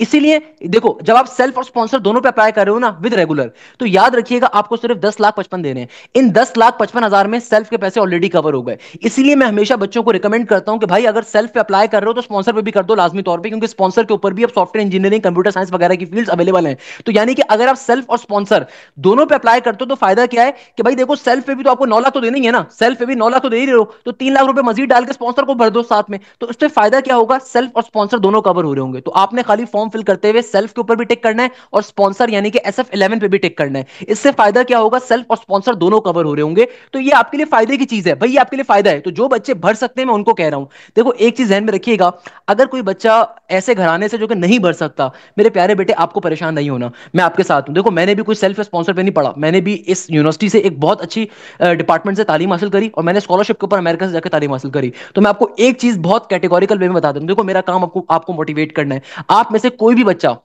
अगर इसको लेके परेशान चल रहा है ना, सर मेरे वाले साहब तो नहीं भर सकते इतने पैसे, अब देखो हर घर का इतना अच्छा माहौल तो नहीं होता ना। मेजॉरिटी घरों के अंदर होता क्या है कि लोग कर्ज लेके लोग कहीं ना कहीं से पैसे पे कर देते हैं, मगर बहुत सारे बच्चे ऐसे होते हैं जो कि ऐसे घरानों से बिलोंग करते हैं जहां पे इतने पैसे अफोर्ड करना बड़ा मुश्किल होता है। तो भाई आप लोगों को फिर काम क्या करना है, आप लोगों को टेस्ट पे बड़ी मेहनत करनी है, टेस्ट में हर बच्चे को जान मारनी है। मगर एक वो बच्चा जिसके पास ही बिल्कुल ही ऑप्शन ही नहीं है सेल्फ स्पॉन्सर का, उसको तो टेस्ट के ऊपर मजीद जान मारनी है, उसको तो अपनी रातों की नींदों को हराम कर देना और उस टेस्ट के ऊपर इतनी जान मारनी है। तो याद रखिएगा कि भाई वो तमाम बच्चे जिनको मेरी बात सुन के ऐसा लग रहा है कि यार ये तो जाती हो रही है, सेल्फ के ऊपर स्पॉन्सर पे मिल जाएगा, नहीं ऐसा नहीं होता। भाई सेल्फ की सीट्स अलग होती हैं, सेल्फ या स्पॉन्सर के बच्चे को आपकी सीट खाने की इजाजत नहीं मिलेगी, ये चीज ध्यान में रखिएगा। सेल्फ या स्पॉन्सर के बच्चे को आपकी सीट खाने की इजाजत नहीं मिलेगी। सिमिलरली अगर सेल्फ या स्पॉन्सर की सीट्स एम्प्टी बच जाती हैं तो वो आपको नहीं मिल सकती, याद रखिएगा वाइस वर्सा। तो भाई किसी बच्चे को किसी की सीट खाने की इजाजत नहीं मिलती। तो इसीलिए आप अपनी सीट में कंपीट कर रहे हो, आप अपनी फील्ड के लिए कंपीट कर रहे हो, कोई आपकी सीट को नहीं खा सकता। रेगुलर की सीट्स अलग होती हैं, सेल्फ की अलग होती हैं, स्पॉन्सर की अलग होती हैं। कोई बच्चा किसी दूसरे की सीट पे अप्लाई नहीं कर सकता इस तरीके से कि कोई किसी की सीट नहीं खा सकता ज्यादा पैसे देके। हर एक के लिए प्रॉपरली एक मेरिट फॉर्मूला है, एक प्रॉपरली तरीकेकार है, उस तरीकेकार को फॉलो करना है। तो यहां तक की बात आई होप सबको अंडरस्टैंड होती है। तो मैंने क्या कहा जल्दी से रिपीट कर देता हूं कि देखो, रेगुलर के ऊपर सिंपल आपको नॉर्मल फीस देनी है, एडमिशन फीस, जिसमें फर्स्ट सेमेस्टर की फीस भी इन्वॉल्व होती है जो कि 96,000 है। सही है।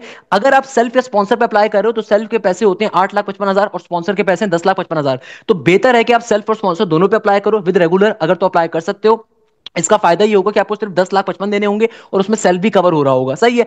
दूसरे नंबर के ऊपर याद रखिएगा, टेस्ट के अंदर आपको हर बच्चे को मेहनत करनी है। ऐसा नहीं हो सकता कि सेल्फ या स्पॉन्सर के पैसे भरने के बाद आप में गरूर आ जाए और आप बोलो कि भाई मैंने तो सेल्फ या स्पॉन्सर के पैसे पे करने। नहीं, वहां पे भी टेस्ट को भी क्लियर करना है और टेस्ट में अच्छे नंबर भी लेने। अगर सिर्फ टेस्ट में 51 नंबर लेकर आओगे तो आपको कोई डिपार्टमेंट नहीं ऑफर होगा या बहुत ही बेकार डिपार्टमेंट ऑफर होगा। तो आपको टेस्ट में अच्छा हर सूरत में परफॉर्म करना है। टेस्ट में जितना अच्छा परफॉर्म करोगे उसमें आपका फायदा है। तो इसीलिए मैं बार बार कह रहा हूं, टेस्ट के लिए मेहनत करो, टेस्ट के लिए मेहनत करो। 3 अप्रैल से हमारा न्यू बैच स्टार्ट हो रहा है अल्हम्दुलिल्लाह। भाई ये तमाम बच्चे आप ही कैसे घरानों से बिलोंग करते हैं। इनफैक्ट अगर मैं आपको ये पिक्चर दिखाऊं ना, एनईडी के लास्ट 6 ईयर्स की जो पोजीशन होल्डर थे मेरे, इनमें से एक एक बच्चा ऐसा है जिसके वालिदैन के पास इतने पैसे भी नहीं होते थे कि वो उसको कहीं भेज सके। मैं उस बच्चे को जानता हूं बट मैं उसका नाम नहीं ले सकता क्योंकि जाहिर सी बात है वो मेरा बड़ा एक ताल्लुक होता है स्टूडेंट के साथ, वो मेरा और मेरे बच्चों का ताल्लुक है। तो लास्ट ईयर 2024 के राउंड नंबर 2 की फर्स्ट पोजीशन थी सिराजुल हक की। लास्ट ईयर 2024 के राउंड 1 की पहली पोजीशन थी रमीज कामरान की। तैयब इजाज की 2021 के मेरे बैच की पोजीशन थी। समीर शाकिर की 2023 की पहली पोजीशन थी। अलीशा की भी 2023 की पहली पोजीशन थी, मेरिट लिस्ट में टॉप पे थी। जहरा बतूल 2022 की पहली पोजीशन होल्डर थी। ये आप ही के जैसे बच्चे हैं, इनमें से कोई आसमान से नहीं उतरा हुआ। तो भाई अगर ये बच्चे एडमिशन ले सकते हैं तो आप भी ले सकते हो। आप भी टेस्ट के अंदर बहुत अच्छा परफॉर्म कर सकते हो। आप भी 100 आउट ऑफ 99 नंबर या 100 आउट ऑफ 100 नंबर ले सकते हो। इसमें कोई परेशान नहीं होना। मैंने इन तमाम बच्चों की पिक्चर्स क्यों लगाता हूं? मैं इन तमाम बच्चों की पिक्चर सिर्फ इसलिए लगाता हूं ताकि आपको अंदाजा हो सके इनमें से बहुत से बच्चे मुतवस्सित तबके से बिलोंग करते थे। ऑब्वियसली मेरा और मेरे स्टूडेंट्स का एक बॉन्ड होता है जिसको हम एथिकल कोड कहते हैं। तो जाहिर सी बात है मैं ये नहीं बता सकता कौन सा बच्चा ऐसा था जो कि बहुत ही मुतवस्सित तबके से था, मगर इनमें से कई बच्चे आप ही के जैसे थे। तो आपने परेशान नहीं होना। आपको ये बात समझनी पड़ेगी कि भाई हर बंदे का रिस्क उसका लिखा हुआ है, हर बंदे की जो डेस्टिनी है ना वो लिखी हुई है। तो you can not change that particular thing. आपने अपनी मेहनत करनी और अल्लाह ताला से दुआ करनी कि अल्लाह ताला आपको कामयाब करे। तो ये चीज हमने डिस्कस कर ली। अब आते हैं जरा डिस्ट्रीब्यूशन ऑफ सीट्स के ऊपर। अब ये तमाम बातें जब हमने डिस्कस कर ली ना, अब जरा सीट डिस्ट्रीब्यूशन को डिस्कस करना आसान है। अब देखो एनईडी के अंदर अगर आप एनईडी की वेबसाइट पे जाओगे आपको पूरा ब्रोशर मिल जाएगा। सही है, सीट डिस्ट्रीब्यूशन का। अब देखो ये सीई सीई यूई इस सब का मतलब क्या है? अगर आप इसको थोड़ा सा स्क्रॉल डाउन करोगे ना तो यहां पे इन सबके मतलब लिखे हुए आ जाएंगे। सीई का मतलब है सिविल इंजीनियरिंग, सीईयूई का मतलब है civil engineering specialisation urban engineering, PE का मतलब होता है पेट्रोलियम, सीईसीएन का मतलब है civil engineering specialisation in construction, ME के मायने है मैकेनिकल, टीई टेक्सटाइल को कहते हैं, आईएम का मतलब है इंडस्ट्रियल मैन्युफैक्चरिंग जो कि मैं जहां का ग्रेजुएट हूं, एमईएयू का मतलब है ऑटोमोटिव इंजीनियरिंग, ईई का मतलब है इलेक्ट्रिकल, टीसी का मतलब है टेलीकम्युनिकेशन, सीएस का मतलब है कंप्यूटर सिस्टम इंजीनियरिंग, इलेक्ट्रॉनिक्स का मतलब है ईएल, सीएच का मतलब है केमिकल, एमवाई का मतलब है मेटलर्जिकल, एमएम का मतलब है मटेरियल्स, पीपी का मतलब है पॉलीमर पेट्रोकेमिकल, एफडी का मतलब है फूड इंजीनियरिंग, बीएम का मतलब है बायोमेडिकल्स, एसई का मतलब है सॉफ्टवेयर इंजीनियरिंग और सीटी का मतलब है कंप्यूटर साइंस। सीटी का मतलब है कंप्यूटर साइंस, सी एस का मतलब है computer system engineering, B architecture, architecture को रिप्रेजेंट कर रहा है, PH physics, IC chemistry, CF computational finance, DS development studies, TS textile sciences, MG management sciences, EG English linguistic, EC economic and finance, TCT computer sciences at TIEST, TCE civil engineering at Thar campus. तो भाई ये तमाम बातें मैंने आपको बता दी, समझने में मजा आएगा। अब देखो जरा, सबसे पहले हमारे पास मैंने जो बात आपसे करी थी उस बात से आगाज करूंगा। एनईडी के अंदर जब आप अप्लाई कर रहे हो आपके पास सिंध का डोमिसाइल होना कंपलसरी है। सिंध के किसी भी शहर का डोमिसाइल हो कोई प्रॉब्लम की बात नहीं है, मगर सिंध का डोमिसाइल होना कंपलसरी है एनईडी में अप्लाई करते हुए। अगर आपके पास सिंध का डोमिसाइल नहीं है तो आपको एडमिशन सिर्फ चंद सीट्स के लिए मिल सकता है, 3 या 4, उसके अलावा आपको एडमिशन नहीं मिलेगा। तो एनईडी में अप्लाई करने के लिए सिंध का डोमिसाइल होना कंपलसरी है। एनईडी के अंदर सबसे ज्यादा सीट्स होती है कराची बोर्ड के बच्चे, क्योंकि एनईडी कराची की है तो भाई कराची बोर्ड के बच्चों को ज्यादा प्रेफर किया जाता है, फिर ए लेवल्स के बच्चों को, फिर उसके बाद इंटीरियर सिंध के बोर्ड्स को। अब कोई बच्चा बोले इंटीरियर सिंध का सर हैदराबाद बोर्ड की सीट्स तो इतनी कम है, तो भाई उसके पीछे रीजन है कि हैदराबाद बोर्ड के बच्चे के लिए जो मेजरली यूनिवर्सिटी है वो मेरान यूनिवर्सिटी है, क्योंकि मेरान के अंदर कराची का बच्चा एडमिशन नहीं ले सकता। अब ये सिंध गवर्नमेंट की पॉलिसीज है भाई, इसमें मेरा कोई कसूर नहीं है। सही है, अच्छा खैर। अब देखो हमारे पास सबसे पहले आता है R1A कैटेगरी। इन कैटेगरीज को ध्यान में रखिएगा, जब आप एडमिशन फॉर्म को फिल कर रहे होंगे ना तब भी मैं आपको सिखाऊंगा, तब भी मैं आपको बताऊंगा। ये जो कैटेगरी होती है ना आपको फॉर्म फिल करते हुए सेलेक्ट करनी होती है। R1A का मतलब है रेगुलर स्कीम, यानी कि रेगुलर स्कीम के अंदर अगर कोई कराची बोर्ड का बच्चा है, चाहे वो प्री इंजीनियरिंग का हो चाहे वो कंप्यूटर साइंस का हो, इनकी टोटल सीट्स हैं 1464, यानी कि 1 1464 के करीब इनकी सीट्स हैं। सिविल इंजीनियरिंग के अंदर 105 है, अर्बन के अंदर 49 है, पेट्रोलियम के अंदर 25 है, आईएम में 72 है, टेक्सटाइल में 47 है, सीएस के अंदर 77 के करीब इनकी सीट्स हैं। और इसके अलावा अगर मैं सीटी यानी कि कंप्यूटर साइंस में 60 के करीब सीट्स हैं। अच्छा, वो तमाम बच्चे जो अभी सोच रहे होंगे सर यहां पे डेटा साइंस की सीट कहां है, आर्टिफिशियल इंटेलिजेंस की सीट कहां है, सर वो तो आपने ऊपर बताया था वो भी है, तो मैं आपको उसको भी जरा डिफाइन कर देता हूं कि भाई ये जो सीटी है ना, कंप्यूटर साइंसेस वाला प्रोग्राम, इसके अंदर ही आपको स्पेशलाइजेशन करवाई जाएगी आर्टिफिशियल इंटेलिजेंस की, साइबर सिक्योरिटी की, डेटा साइंस की, गेमिंग एंड एनिमेशन की। इसमें होता क्या है, एनआईटी यूनिवर्सिटी पाकिस्तान की वाहिद यूनिवर्सिटी है जो कि इस चीज को बड़े कैटेगोरिकल वे में समझाती है। कैसे? एनआईटी कहता है कि भाई जब तुम इस प्रोग्राम में एडमिशन लोगे ना कंप्यूटर साइंस के, तो तुम पहला साल जो पढ़ोगे वो नॉर्मल कंप्यूटर साइंस पढ़ोगे, ताकि तुम्हें कंप्यूटर साइंस की बेसिक्स आ जाए, आपको बेसिक प्रोग्रामिंग समझ में आ जाए, आपको अच्छी कोडिंग समझ में आ जाए। उसके बाद जब आपका पहला साल कंप्यूटर साइंस के अंदर हो जाएगा, पहला साल जब आप इस फील्ड को सेलेक्ट करोगे, इसमें कंप्यूटर साइंस को डिस्कस पढ़ लोगे, उसके बाद एनआईटी आपको ऑप्शन देगा कि आपको स्पेशलाइजेशन किस में करनी है। आपको डेटा साइंसेज में स्पेशलाइजेशन करनी है, साइबर सिक्योरिटी में करनी है, आर्टिफिशियल इंटेलिजेंस में करनी है, या गेमिंग एंड एनिमेशन में करनी है। तो आपको पहला साल जो पढ़ना पड़ेगा वो कंप्यूटर साइंस का पढ़ना पड़ेगा, यानी कि नॉर्मल कंप्यूटर साइंस। जाहिर सी बात है, डेटा साइंस भी क्या कंप्यूटर साइंस की फील्ड है ना, आर्टिफिशियल इंटेलिजेंस क्या कंप्यूटर साइंस की फील्ड है। तो पहले साल आपका जो सिलेबस होगा सेम कंप्यूटर इंजीनियरिंग वाला होगा। पहले साल आपको हर तरह की चीज पढ़ाई जाएगी, समझाई जाएगी, ताकि आपकी ग्राउंड रियलिटीज बन सके कंप्यूटर साइंस की। उसके बाद आपको डेटा साइंस में, साइबर सिक्योरिटी में, आर्टिफिशियल इंटेलिजेंस में या गेमिंग एंड एनिमेशन में शिफ्ट किया जाएगा। सही है? अच्छा, फिजिक्स की 49 सीट्स हैं। ये डीएस क्या है भाई? डीएस का मतलब है डेवलपमेंट स्टडीज, नीचे लिखा हुआ भी है। आर्किटेक्चर की 16 सीट्स हैं। इसी तरीके से इंग्लिश लिंग्विस्टिक की आपके पास आ रही हैं सीट्स, और फिर आपके पास बाकी आ रही है। तो भाई ये तमाम आपको कैटेगरीज गिवन है। इसी तरीके से आप देखो जरा, वो तमाम बच्चे जो प्री मेडिकल बैकग्राउंड के हैं, जिनके बारे में मैंने क्या कहा था कि प्री मेडिकल वाले बच्चों के लिए बुरी खबर है। भाई प्री मेडिकल की सीट्स एनईडी ने कम कर दी हैं। एनईडी ने अलाउ नहीं करा प्री मेडिकल के बच्चे को इंजीनियरिंग की फील्ड्स। पिछले साल तक तो अलाउ किया हुआ था, इस साल उन्होंने अपने अपने डिसीजन को रिवर्स कर दिया। पाकिस्तान इंजीनियरिंग काउंसिल की वजह से उन्होंने अपने डिसीजन को रिवर्स कर दिया। इस साल एनईडी अब आईएम वगैरह, इलेक्ट्रिकल इंजीनियरिंग वगैरह ऑफर नहीं कर रहा। एनईडी ऑफर क्या कर रहा है? बायोमेडिकल इंजीनियरिंग प्री मेडिकल के बच्चे को, कंप्यूटर साइंस ऑफर कर रहा है, फिजिक्स ऑफर कर रहा है, इंडस्ट्रियल केमिस्ट्री ऑफर कर रहा है, डेवलपमेंट स्टडीज ऑफर कर रहा है, टेक्सटाइल साइंसेज ऑफर कर रहा है, मैनेजमेंट साइंसेज ऑफर कर रहा है, आर्किटेक्चर ऑफर कर रहा है, इंग्लिश लिंग्विस्टिक ऑफर कर रहा है आपको। मगर अगर आप गौर से देखो तो हमारे पास सॉफ्टवेयर इंजीनियरिंग भी ऑफर नहीं कर रहा, क्योंकि देखो उसके पीछे रीजन है।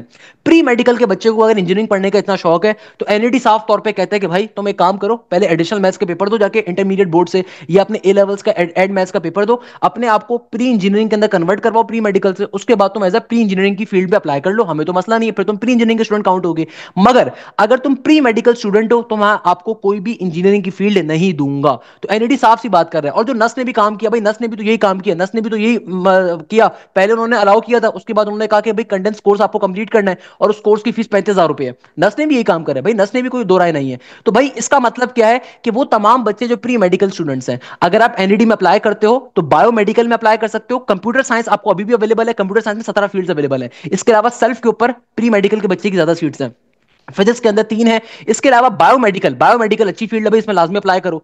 वो तमाम बच्चे जो कि एमडी कैट दे रहे हैं, मैं लाजमी तौर पे आप तमाम स्टूडेंट्स को रिकमेंड करूंगा कि चूंकि एमडी कैट का टेस्ट के अंदर बड़े मसले मसाइल होते हैं, और अल्लाह ना करे आपका एमडी कैट का टेस्ट क्लियर नहीं होता, तो लाजमी तौर पर एनईडी के अंदर आप अप्लाई करो बायोमेडिकल के लिए, क्योंकि ये एमडी कैट की तर्ज के ऊपर फील्ड है।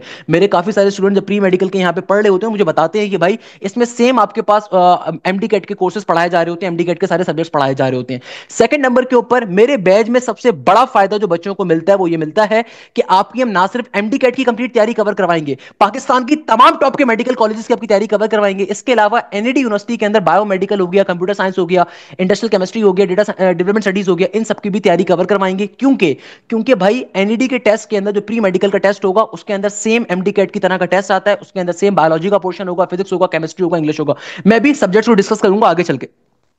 अच्छा भाई, इसके अलावा देखो R1C की कैटेगरी किनकी है? R1C की कैटेगरी के ऊपर 23 सीट्स हैं, और एक कॉमर्स के बच्चे हैं जो इंटरमीडिएट बोर्ड कराची के कॉमर्स के बच्चे हैं, उनकी ये सीट्स हैं। इनकी ज्यादा सीट्स मैनेजमेंट साइंसेस के अंदर है। इंग्लिश लिंग्विस्टिक आपके इकोनॉमिक एंड फाइनेंस की सीट्स हैं, इनकी पे इंग्लिश लिंग्विस्टिक की सीट्स आ रही हैं। तो ये आपके पास टोटल 23 के करीब सीट्स हैं, किसकी? इंटरमीडिएट बोर्ड कॉमर्स की। इसके अलावा जो बच्चे ह्यूमैनिटीज के बिलोंग करते हैं, यानी कि आर्ट से बिलोंग करते हैं, इनकी टोटल 14 सीट्स हैं। मैनेजमेंट साइंसेस बहुत अच्छा प्रोग्राम है, मैं बार बार रिकमेंड करता हूं बच्चों को मैनेजमेंट साइंसेस के ऊपर जाओ। मैंने अपनी जिंदगी के अंदर दुनिया की सबसे बड़ी जो फार्मास्यूटिकल कंपनी है जीएसके, मैंने I was working there, I have met lot of management sciences kids. In fact, when I was working for the DSV solution, that is basically acquired by Agility. Agility को acquire किया था. In fact DSV ने दुनिया की सबसे बड़ी logistic transportation company है. वहां पे आज भी जो पाकिस्तान के वो रेड बुल का ऑपरेशनल मैनेजर है पूरे पाकिस्तान का, वो एनईडी का मैनेजमेंट साइंसेज से ग्रेजुएट है. उनका नाम हम्माद भाई था. हम्माद भाई was a management sciences graduate of NED university, और वो आज रेड बुल पाकिस्तान के तमाम ऑपरेशंस को मैनेज कर रहे हैं. और he is doing a wonderful job, wonderful job. तो याद रखिएगा, मैनेजमेंट साइंसेज बहुत अच्छी फील्ड है. तो भाई अगर आप लोगों को मिल रहा है चांस, तो मैं तो लाजमी तौर पर रिकमेंड करता हूं बच्चों को, अगर आपको शौक नहीं है सीएस वगैरह जाने का, इंजीनियरिंग पढ़ने का, तो गो फॉर मैनेजमेंट साइंसेज. सही है. अच्छा, इसके अलावा अगर मैं डीएई स्टूडेंट्स की बात करूं, यानी कि देखो वो तमाम बच्चे जो कि डिप्लोमा होल्डर्स हैं, इनकी इस दफा सीट्स में इजाफा कर दिया गया. अब इनकी 15 सीट्स हैं. इनकी देखो भाई, डीएई वालों की 2 सीट्स हैं सिविल के अंदर, एक सीट है अर्बन में, एक है पेट्रोलियम के अंदर, एक मैकेनिकल के अंदर, एक टेक्सटाइल के अंदर, एक आईएम के अंदर, एक ऑटोमोटिव के अंदर, एक इलेक्ट्रिकल के अंदर, एक टेक्सटाइल इंजीनियरिंग के अंदर, एक आपके पास इलेक्ट्रॉनिक्स के अंदर, एक केमिकल के अंदर, एक मटेरियल्स के अंदर, एक आपके पास मेटलर्जी के अंदर, एक पेट्रोकेमिकल एंड पॉलीमर के अंदर. तो भाई पहले क्या होता था, सिर्फ मैकेनिकल की सीट ऑफर होती थी डिप्लोमा वालों को. मगर याद रखिएगा, अगर आपका थर्ड ईयर ऑफ डिप्लोमा का रिजल्ट आया हुआ है, तभी आप अप्लाई कर सकते हो एनईडी में. और आपको एनईडी के अंदर 4 साल पढ़ने पड़ेंगे. ये चीज ध्यान में रखिएगा. ऐसा नहीं होता कि आपको डायरेक्टली चौथा सेमेस्टर मिल जाए, ऐसा नहीं होता.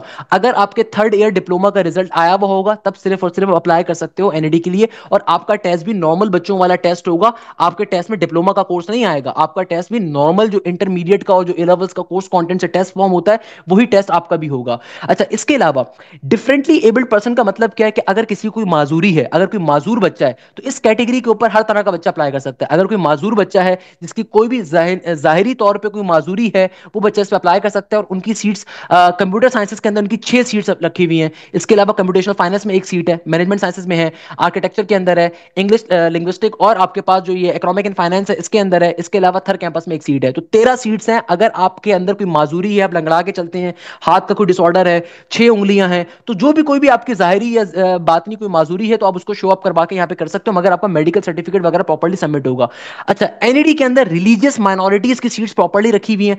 37 के करीब रिलीजियस माइनॉरिटी की सीट है. अब ये फायदे की बात है, आप किसी भी बोर्ड से बिलोंग करते हो. सिमिलरली अगर आप माजूर हो, यानी कि आपके पास कोई भी पर्टिकुलरली आपके पास कोई जाहिरी या बात नहीं, अगर कोई माजूरी है, आप किसी भी बोर्ड से बिलोंग करते हो, आप इस कैटेगरी पर अप्लाई कर सकते हो. तो वो तमाम बच्चे जिनके पास कोई भी माजूरी है, अगर वो ए लेवल्स के हैं, वो इंटरमीडिएट कराची बोर्ड के हैं, हैदराबाद के हैं, वो इस पर्टिकुलर कैटेगरी पर अप्लाई कर सकते हैं. मगर आपका प्रॉपर टेस्ट होगा, ध्यान में रखिएगा, झूठ बोलोगे डिस्क्वालीफाई हो जाओगे. सिमिलरली अगर आप रिलीजियस माइनॉरिटी हो, चाहे आप कराची बोर्ड के हो, हैदराबाद के हो, सक्कर के हो, मीरपुर खास के हो, लड़का हो, किसी भी बोर्ड से हो, अगर आप रिलीजियसली माइनॉरिटी में हो, यानी कि आप नॉन मुस्लिम हो आसान भाषा में, तो भाई आपकी यहाँ पे 37 के करीब सीट्स हैं.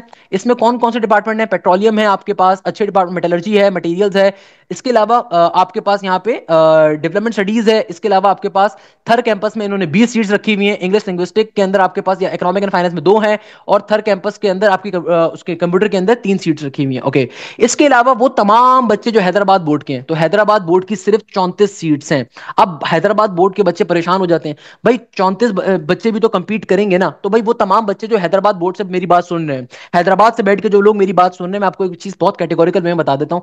आपने परेशान नहीं होना आपकी सीट्स कम है. देखो, ये मेरा या आपका डिसीजन नहीं है, ये गवर्नमेंट ऑफ पाकिस्तान का डिसीजन होता है. जाहिर सी बात है, गवर्नमेंट सेक्टर में कोटा होता है. भाई फास्ट के अंदर या नस्ट में क्या होता है, आप टेस्ट क्लियर करो, आपको एडमिशन मिल जाएगा, आप टेस्ट में अच्छा परफॉर्म करो, एडमिशन मिल जाएगा. मगर जो गवर्नमेंट सेक्टर होता है, चूंकि यहाँ पे फीसेस कम होती हैं, तो भाई यहाँ पे कोटा होता है. अब मेहरान यूनिवर्सिटी के अंदर कराची का बच्चा अप्लाई नहीं कर सकता ना. सिमिलरली यूईटी के अंदर सिंध का बच्चा अप्लाई नहीं कर सकता, क्योंकि गवर्नमेंट सेक्टर है. सिमिलरली कराची के अंदर फिर भी इंटीरियर सिंध का बच्चा अप्लाई कर सकता है, मगर इतना नहीं कर सकता. तो याद रखिएगा, R2A की जो कैटेगरी है, ये किसकी कैटेगरी है? ये कैटेगरी हमारे पास आ रही है हैदराबाद बोर्ड के बच्चों की. और इसके अंदर देखो 3 सीट्स, मैं इसको थोड़ा सा ऊपर कर देता हूं. हमारे पास 3 सीट्स किसकी आ रही हैं? 3 सीट्स आ रही हैं मेरे पास सिविल के अंदर, 2 आ रही हैं अर्बन के अंदर, एक पेट्रोलियम के, एक कंस्ट्रक्शन के अंदर. मजे की सीट्स को डिस्कस कर लेते हैं. मजे की सीट्स कौन सी है? आईएम के अंदर 1 सीट आ रही है, फिर केमिकल के अंदर 1 सीट आ रही है, फिर software where is software my friend, software में सिर्फ 1 सीट है हैदराबाद बोर्ड की. कंप्यूटर साइंसेस के अंदर 2 सीट्स हैं. और सीएस कहां गया भाई? सीएस के अंदर भी 1 सीट है. यानी कि टोटल आपके पास 3 4 5 रेगुलर की कैटेगरी के ऊपर सिर्फ 5 सीट्स हैं हैदराबाद बोर्ड की कंप्यूटर डिपार्टमेंट्स के अंदर. तो याद रखिएगा, मेरिट बहुत ज्यादा होगा. और देखो, इसमें परेशान नहीं होना. भाई इसमें परेशान होने की जरूरत नहीं है।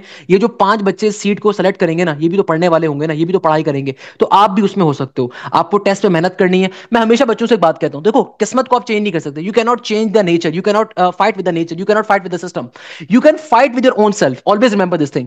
भाई आपके पास अगर 5 सीटें हैदराबाद बोर्ड की, तो इसमें परेशान क्यों हो रहे हो? आप उन 5 बच्चों में से क्यों नहीं हो सकता इनका एडमिशन होगा? आपको थोड़ी एफर्ट्स करनी होंगी। और मेरे पास हैदराबाद बोर्ड की पहली पोजीशन है अल्हम्दुलिल्लाह, मीरपुर खास बोर्ड के बच्चों की पहली पोजीशन है मेरे बैच के बच्चों में से। कहने का मकसद ये कि भाई अगर वो तैयारी करके टेस्ट दे सकते हैं तो आप भी दे सकते हो, आपको परेशान नहीं होना। सही है। सिमिलरली देखो, मीरपुर खास बोर्ड की R2B की कैटेगरी कहलाती है।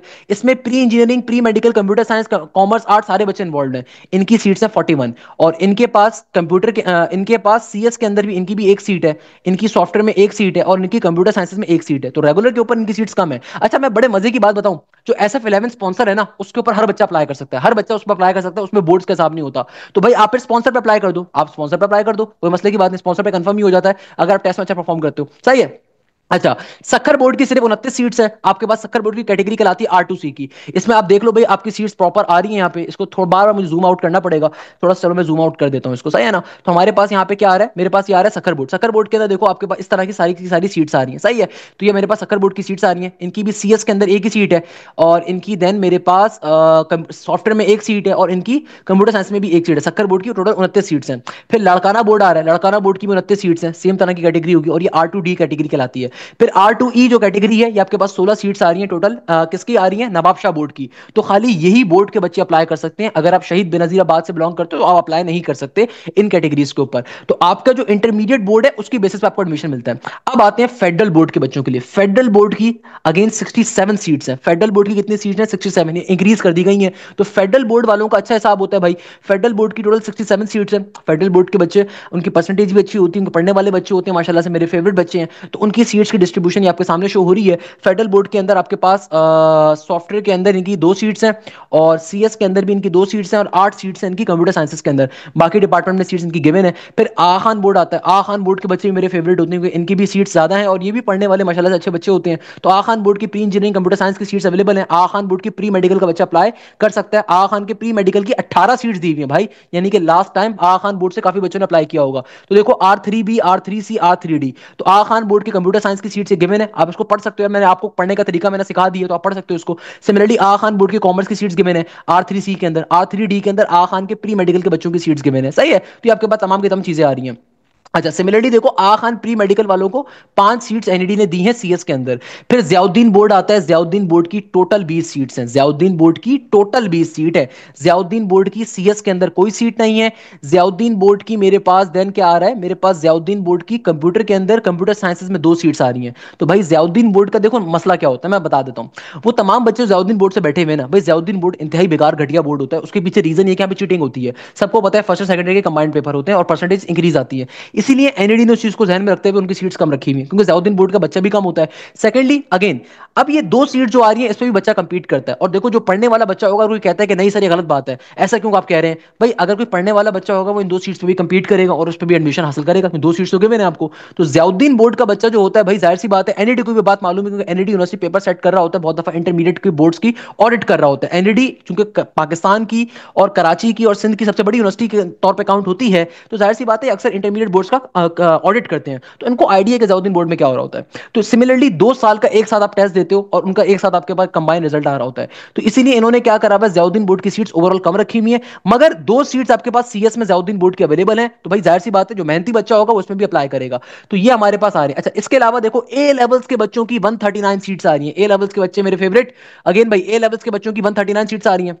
आपके पास ऑर्डर गिवन है A लेवल्स के बच्चों का। सिविल में कितनी है, अर्बन में कितनी है, पेट्रोलियम में, CN के अंदर, IM के अंदर इनकी 5 सीट्स हैं, मैकेनिकल में 10 हैं, इलेक्ट्रिकल के अंदर इलेक्ट्रॉनिक्स के अंदर 5 आ रही हैं, इलेक्ट्रिकल में 8 आ रही हैं, CS में 2 सीट्स आ रही हैं, सॉफ्टवेयर इंजीनियरिंग में 7 सीट्स हैं, कंप्यूटर साइंस में 10 सीट्स आ रही हैं। सही है। तो ये आपके पास प्रॉपर A लेवल्स के बच्चों की प्री इंजीनियरिंग और कंप्यूटर साइंस के बच्चों की सीट्स आ रही हैं। फिर वो तमाम बच्चे, अब जरा इसको गौर से देखिएगा, ये वाली जो कैटेगरी है ना, इस पे वो बच्चे अप्लाई करेंगे अगर आपके पास, आपको लगता है कि आपका कोई ऐसा बोर्ड है जो कि ऊपर मेंशन नहीं है। अगर आपका इन तमाम बोर्ड्स के अलावा कोई और बोर्ड है, अगर आपका इन तमाम बोर्ड्स के अलावा कोई और बोर्ड है, और आपका सिंध का डोमिसाइल है, लेट सपोज आपका पंजाब का कोई बोर्ड है, भावलपुर बोर्ड है, आपका बलूचिस्तान बोर्ड है, आपका कश्मीर बोर्ड है, मगर आपका डोमिसाइल सिंध का है, तो आप फिर इस पर्टिकुलर फील्ड की सेक्टर पर अप्लाई करते हो। ये कहलाता है 12 grade and equivalent pre engineering pre medical computer science commerce. यानी कि भाई अगर आपका अगर आपका कोई भी बोर्ड ऐसा है जो कि ऊपर मेंशन नहीं है, तो ये दो तरह की फील्ड्स हैं, R5 और R4C। यानी कि अगर आपने सेकंड ईयर कंप्लीट करा है अपना, लेट सपोज बाहर से कंप्लीट करा है, पाकिस्तान के बाहर से कंप्लीट करा है आपने अपने 12वीं क्लास या इक्विवेलेंट कोई भी एग्जाम, तो भाई आप फिर इस पर्टिकुलर कैटेगरी में अप्लाई कर सकते हो। R4C के ऊपर भी ये आपकी कैटेगरी है। Similarly A levels pre medical के जो बच्चे हैं उनकी टोटल 21 सीट्स आ रही हैं। अगेन यहाँ पे सब गिवन है, कंप्यूटर साइंस में आपकी 6 सीट्स आ रही हैं और आपके पास बाकी सीट्स आपकी सारी गिवन है।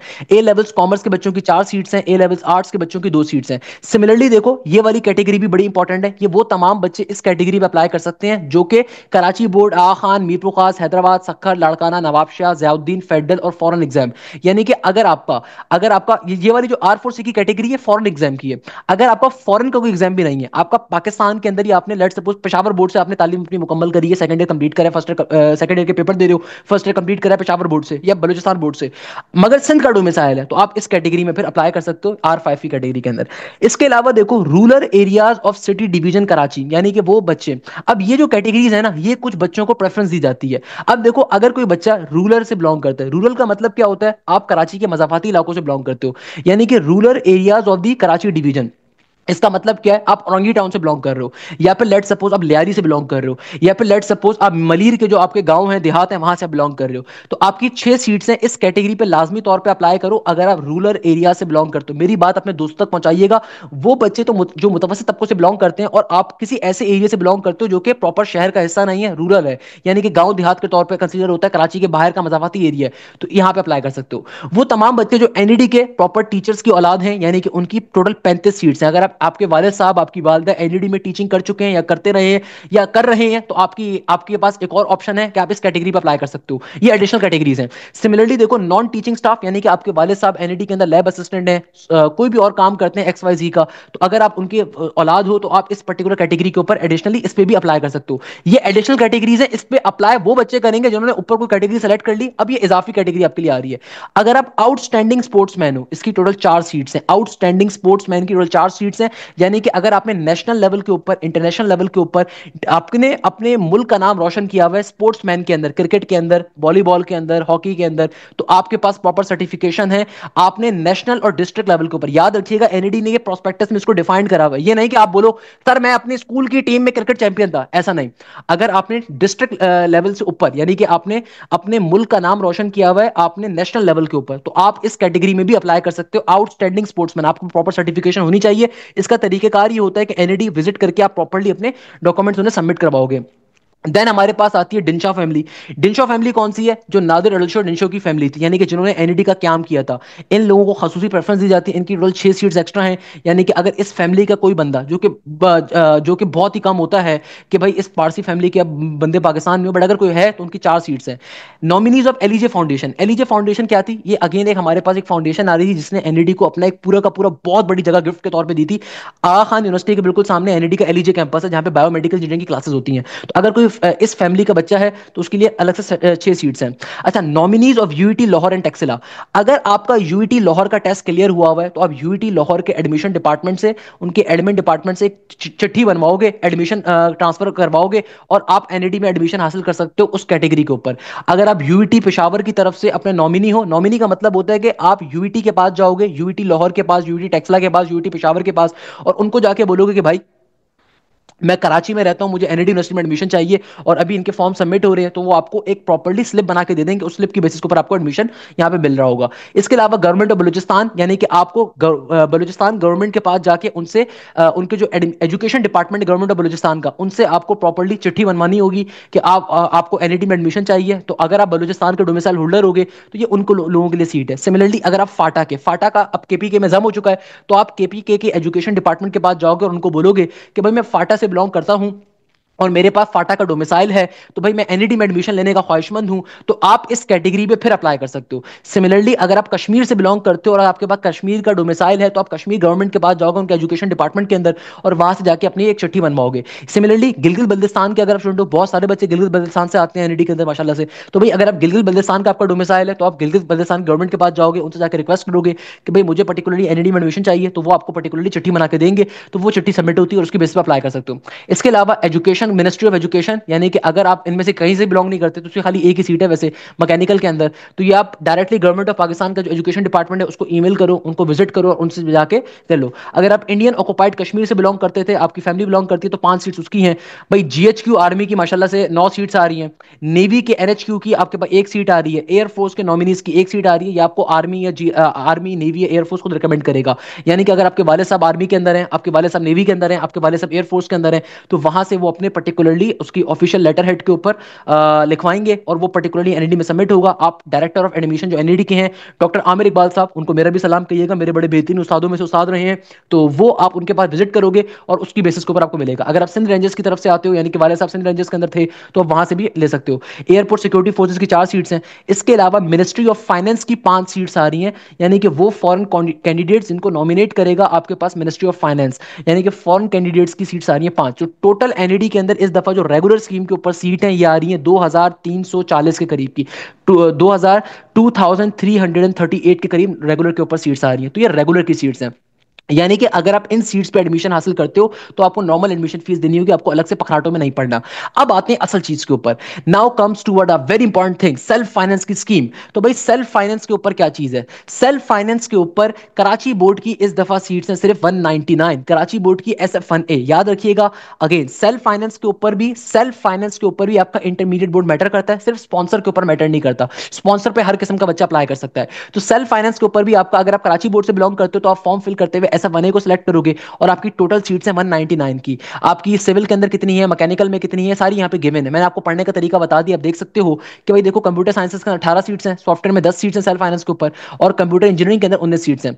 सिमिलरली देखो प्री मेडिकल के बच्चे के लिए टोटल 21 सीट्स हैं सेल्फ फाइनेंस के ऊपर, और कंप्यूटर साइंसेस में 8 के करीब सीट्स हैं। यानी कि इस दफा एनईडी के अंदर सबसे बड़ी अनाउंसमेंट है, एनईडी के अंदर इस दफा प्री मेडिकल के बच्चे को इंजीनियरिंग का कोई प्रोग्राम ऑफर नहीं कर रहे एनईडी वाले, सिर्फ बायोमेडिकल ऑफर हो रहा है या कंप्यूटर के डिपार्टमेंट्स ऑफर हो रहे हैं या फिर दूसरी other non engineering programmes offer हो रहे हैं।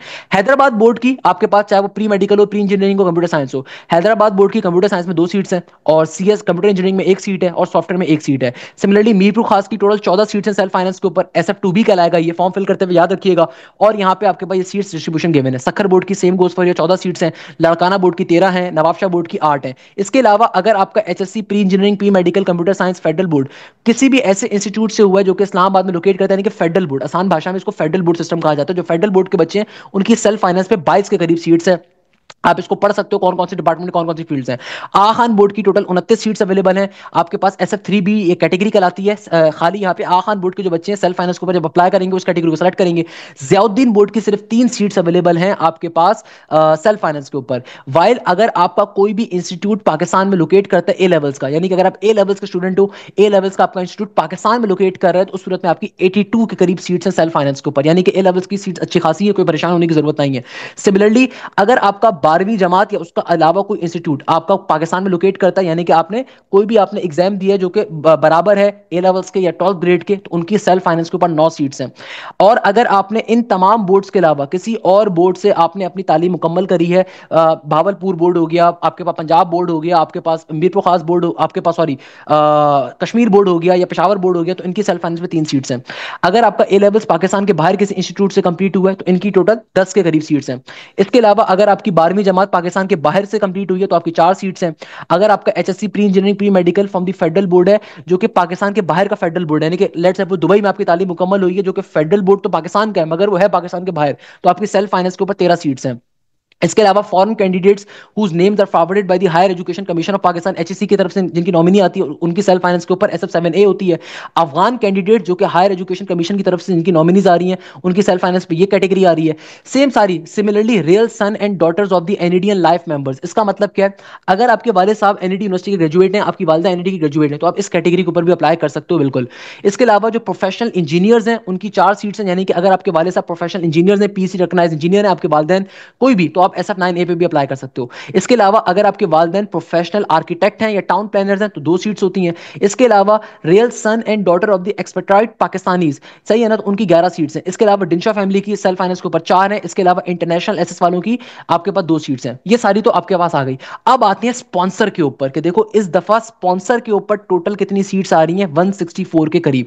स्पॉन्सर के ऊपर आप किसी भी बोर्ड से ताल्लुक रखते हो, आप SF11 को सेलेक्ट कर सकते हो। मैं बार बार एक चीज रिकमेंड कर रहा हूं कि देखो सेल्फ फाइनेंस के ऊपर आप कोई भी कैटेगरी सेलेक्ट करते हो, यानी कि सेल्फ फाइनेंस के ऊपर आपके इंटरमीडिएट बोर्ड के ऊपर वाली सीट ही सेलेक्ट कर सकते हो। यानी कि फॉर एग्जांपल अगर आप कराची बोर्ड से बिलोंग करते हो तो आप खाली SF1A को सेलेक्ट करोगे, सही है। मगर सेल्फ स्पॉन्सर का हिसाब क्या होता है, स्पॉन्सर के ऊपर डायरेक्टली आप SF11 को टिक करोगे। और खुदारा अगर आप सेल्फ फाइनेंस को सेलेक्ट कर रहे हो एनईडी के अंदर तो स्पॉन्सर को भी लाजमी करिएगा, क्योंकि सेल्फ फाइनेंस के जहां आप 8,55,000 दे रहे हो वहां पे आप 10,55,000 भी 3 लाख रुपए मजीद डाल सकते हो, कोई मसला नहीं है। तो सेल्फ और स्पॉन्सर दोनों को सेलेक्ट करिएगा, क्योंकि स्पॉन्सर के ऊपर सीट्स क्या है ज्यादा। अब देखो स्पॉन्सर पे सीट्स कैसी हैं, सिविल इंजीनियरिंग में 17 सीट्स हैं और ऑटोमोटिव के अंदर मेरे पास नहीं, इलेक्ट्रिकल के अंदर 15 सीट्स आ रही हैं मेरे पास, इलेक्ट्रिकल के अंदर भी 15 सीट्स आ रही हैं।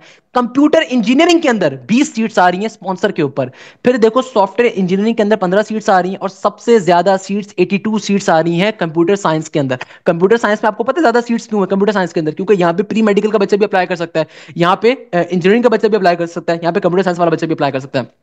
दैट्स द रीजन एनईडी ने चालाकी करी है कि एनईडी ने ज्यादा सीट्स किसके लिए रखी है, सीटी के लिए, यानी कि स्पॉन्सर के ऊपर, ताकि ज्यादा से ज्यादा बच्चे स्पॉन्सर के ऊपर अप्लाई करें। तो 82 के करीब सीट्स एनईडी ने रखी है स्पॉन्सर के ऊपर, क्योंकि एनईडी को पता है स्पॉन्सर के ऊपर तो बच्चा लाजमी तौर पे आएगा आएगा ना, मैकेनिकल में आए ना आए मसला नहीं है, मगर स्पॉन्सर के ऊपर तो लाजमी तौर पर बच्चा आएगा। और ये एनईडी की अच्छी पॉलिसी है, वरना लास्ट ईयर्स तक फिर स्पॉन्सर की मैकेनिकल की सीट्स खाली रह जाती थी। तो एनईडी ने 82 के करीब सीट्स रखी है स्पॉन्सर के ऊपर कंप्यूटर साइंस के ऊपर। कंप्यूटर साइंस में प्री मेडिकल का बच्चा अप्लाई कर सकता है, याद रखिएगा कंप्यूटर साइंस के ऊपर प्री मेडिकल का बच्चा अप्लाई कर सकता है, इस चीज को ध्यान में रखिएगा।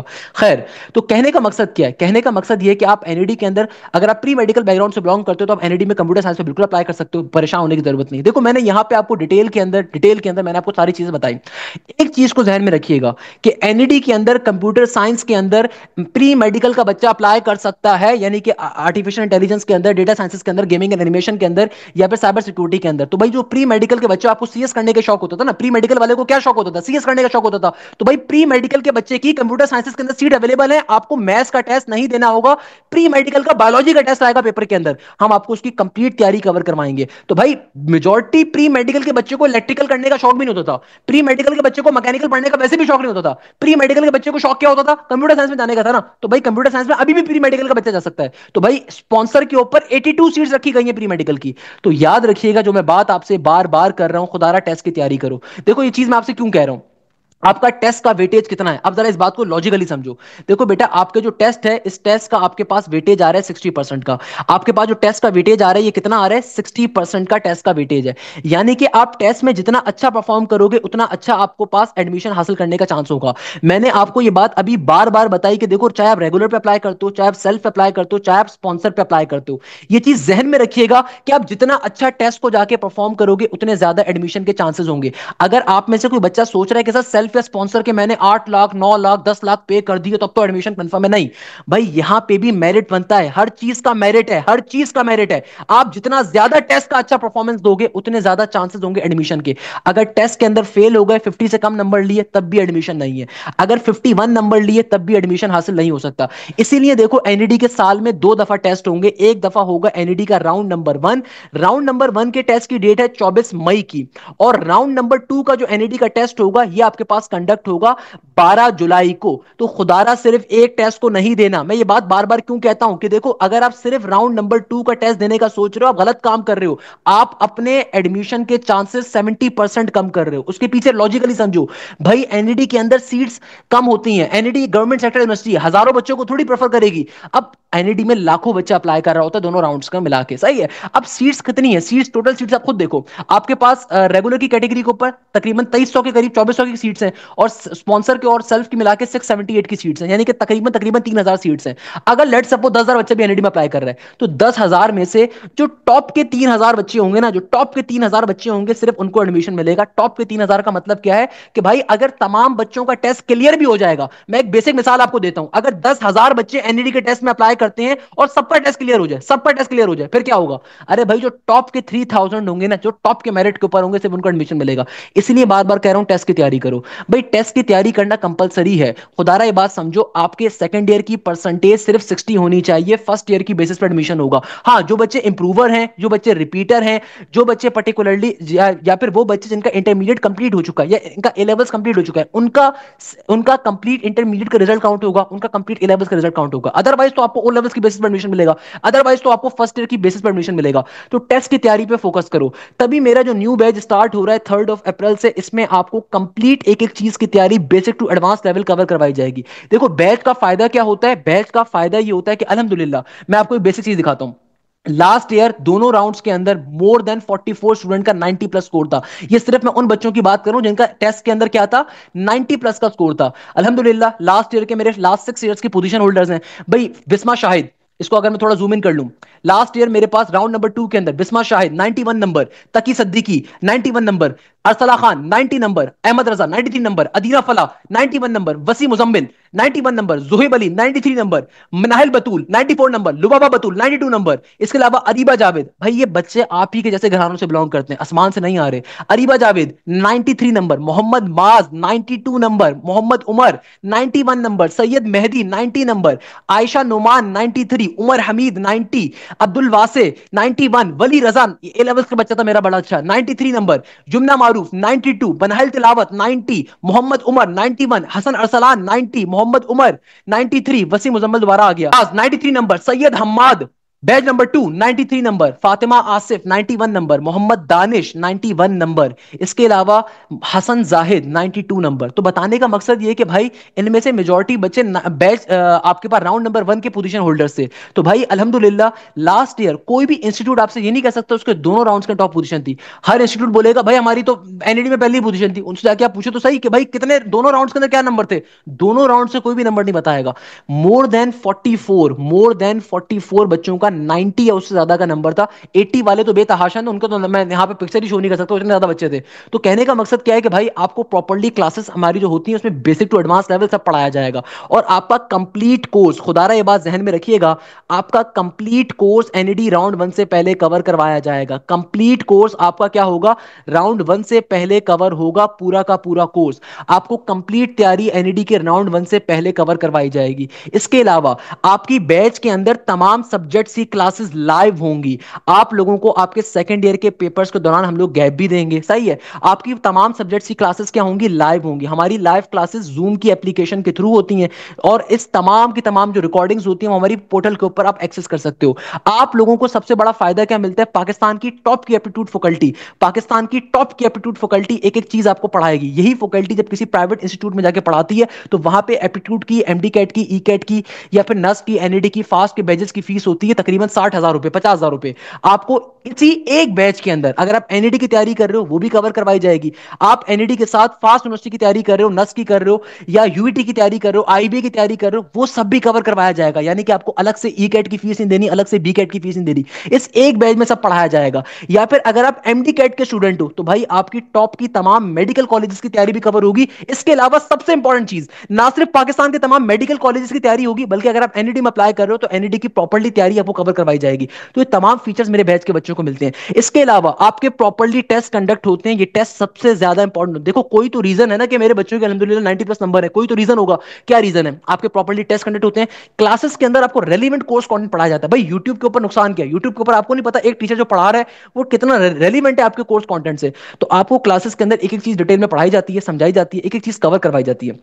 तो याद रखिएगा आपको आपके टेस्ट के अंदर तमाम चीजें बेसिक टू एडवांस लेवल पढ़ाई जाएंगी। आपको एक एक चीज बड़ी basic to advance level cover भी करवाई जाएगी, समझाई भी जाएगी, सिखाई भी जाएगी। तो ये चीज यहां पे बहुत ज्यादा इंपैक्ट करती है बच्चों के लिए, ये चीज हमारे शागिर्दों के लिए बहुत ज्यादा इंपैक्ट करती है। आपके प्रॉपर्ली टेस्ट कंडक्ट होते हैं, वीकली टेस्ट अलग होते हैं, क्वार्टरली टेस्ट अलग होते हैं, मंथली टेस्ट अलग होते हैं। और जो भी टेस्ट कंडक्ट होता है इसका आपको प्रॉपर्ली सॉल्यूशन भी प्रोवाइड किया जाएगा, इस टेस्ट का आपको सॉल्यूशन भी दिया जाएगा। इसके अलावा आप लोगों के ग्रैंड टेस्ट अलग से कंडक्ट होंगे। इसके अलावा आपको तमाम के तमाम पास पेपर्स क्लासेस में भी कवर करवाए जाते हैं। सिर्फ पास पेपर्स की तैयारी नहीं करना बेटा, फेल हो जाओगे, बार बार बता रहा हूं। आपको प्रॉपर तैयारी कवर करनी है। 3 अप्रैल से जो मेरा बैच स्टार्ट हो रहा है इसमें बेसिक टू एडवांस लेवल सब पढ़ाया जाएगा और राउंड 1 से पहले कंप्लीट कोर्स कवर होगा, फिर राउंड 2 से पहले एक दफा कोर्स कवर होगा, फिर फास्ट के लिए, फिर नस्ट के लिए, जीआईकेआई के लिए, इसी एक बैच में आपको हर चीज कवर करवाई जाएगी। इस चीज को ध्यान में रखिएगा।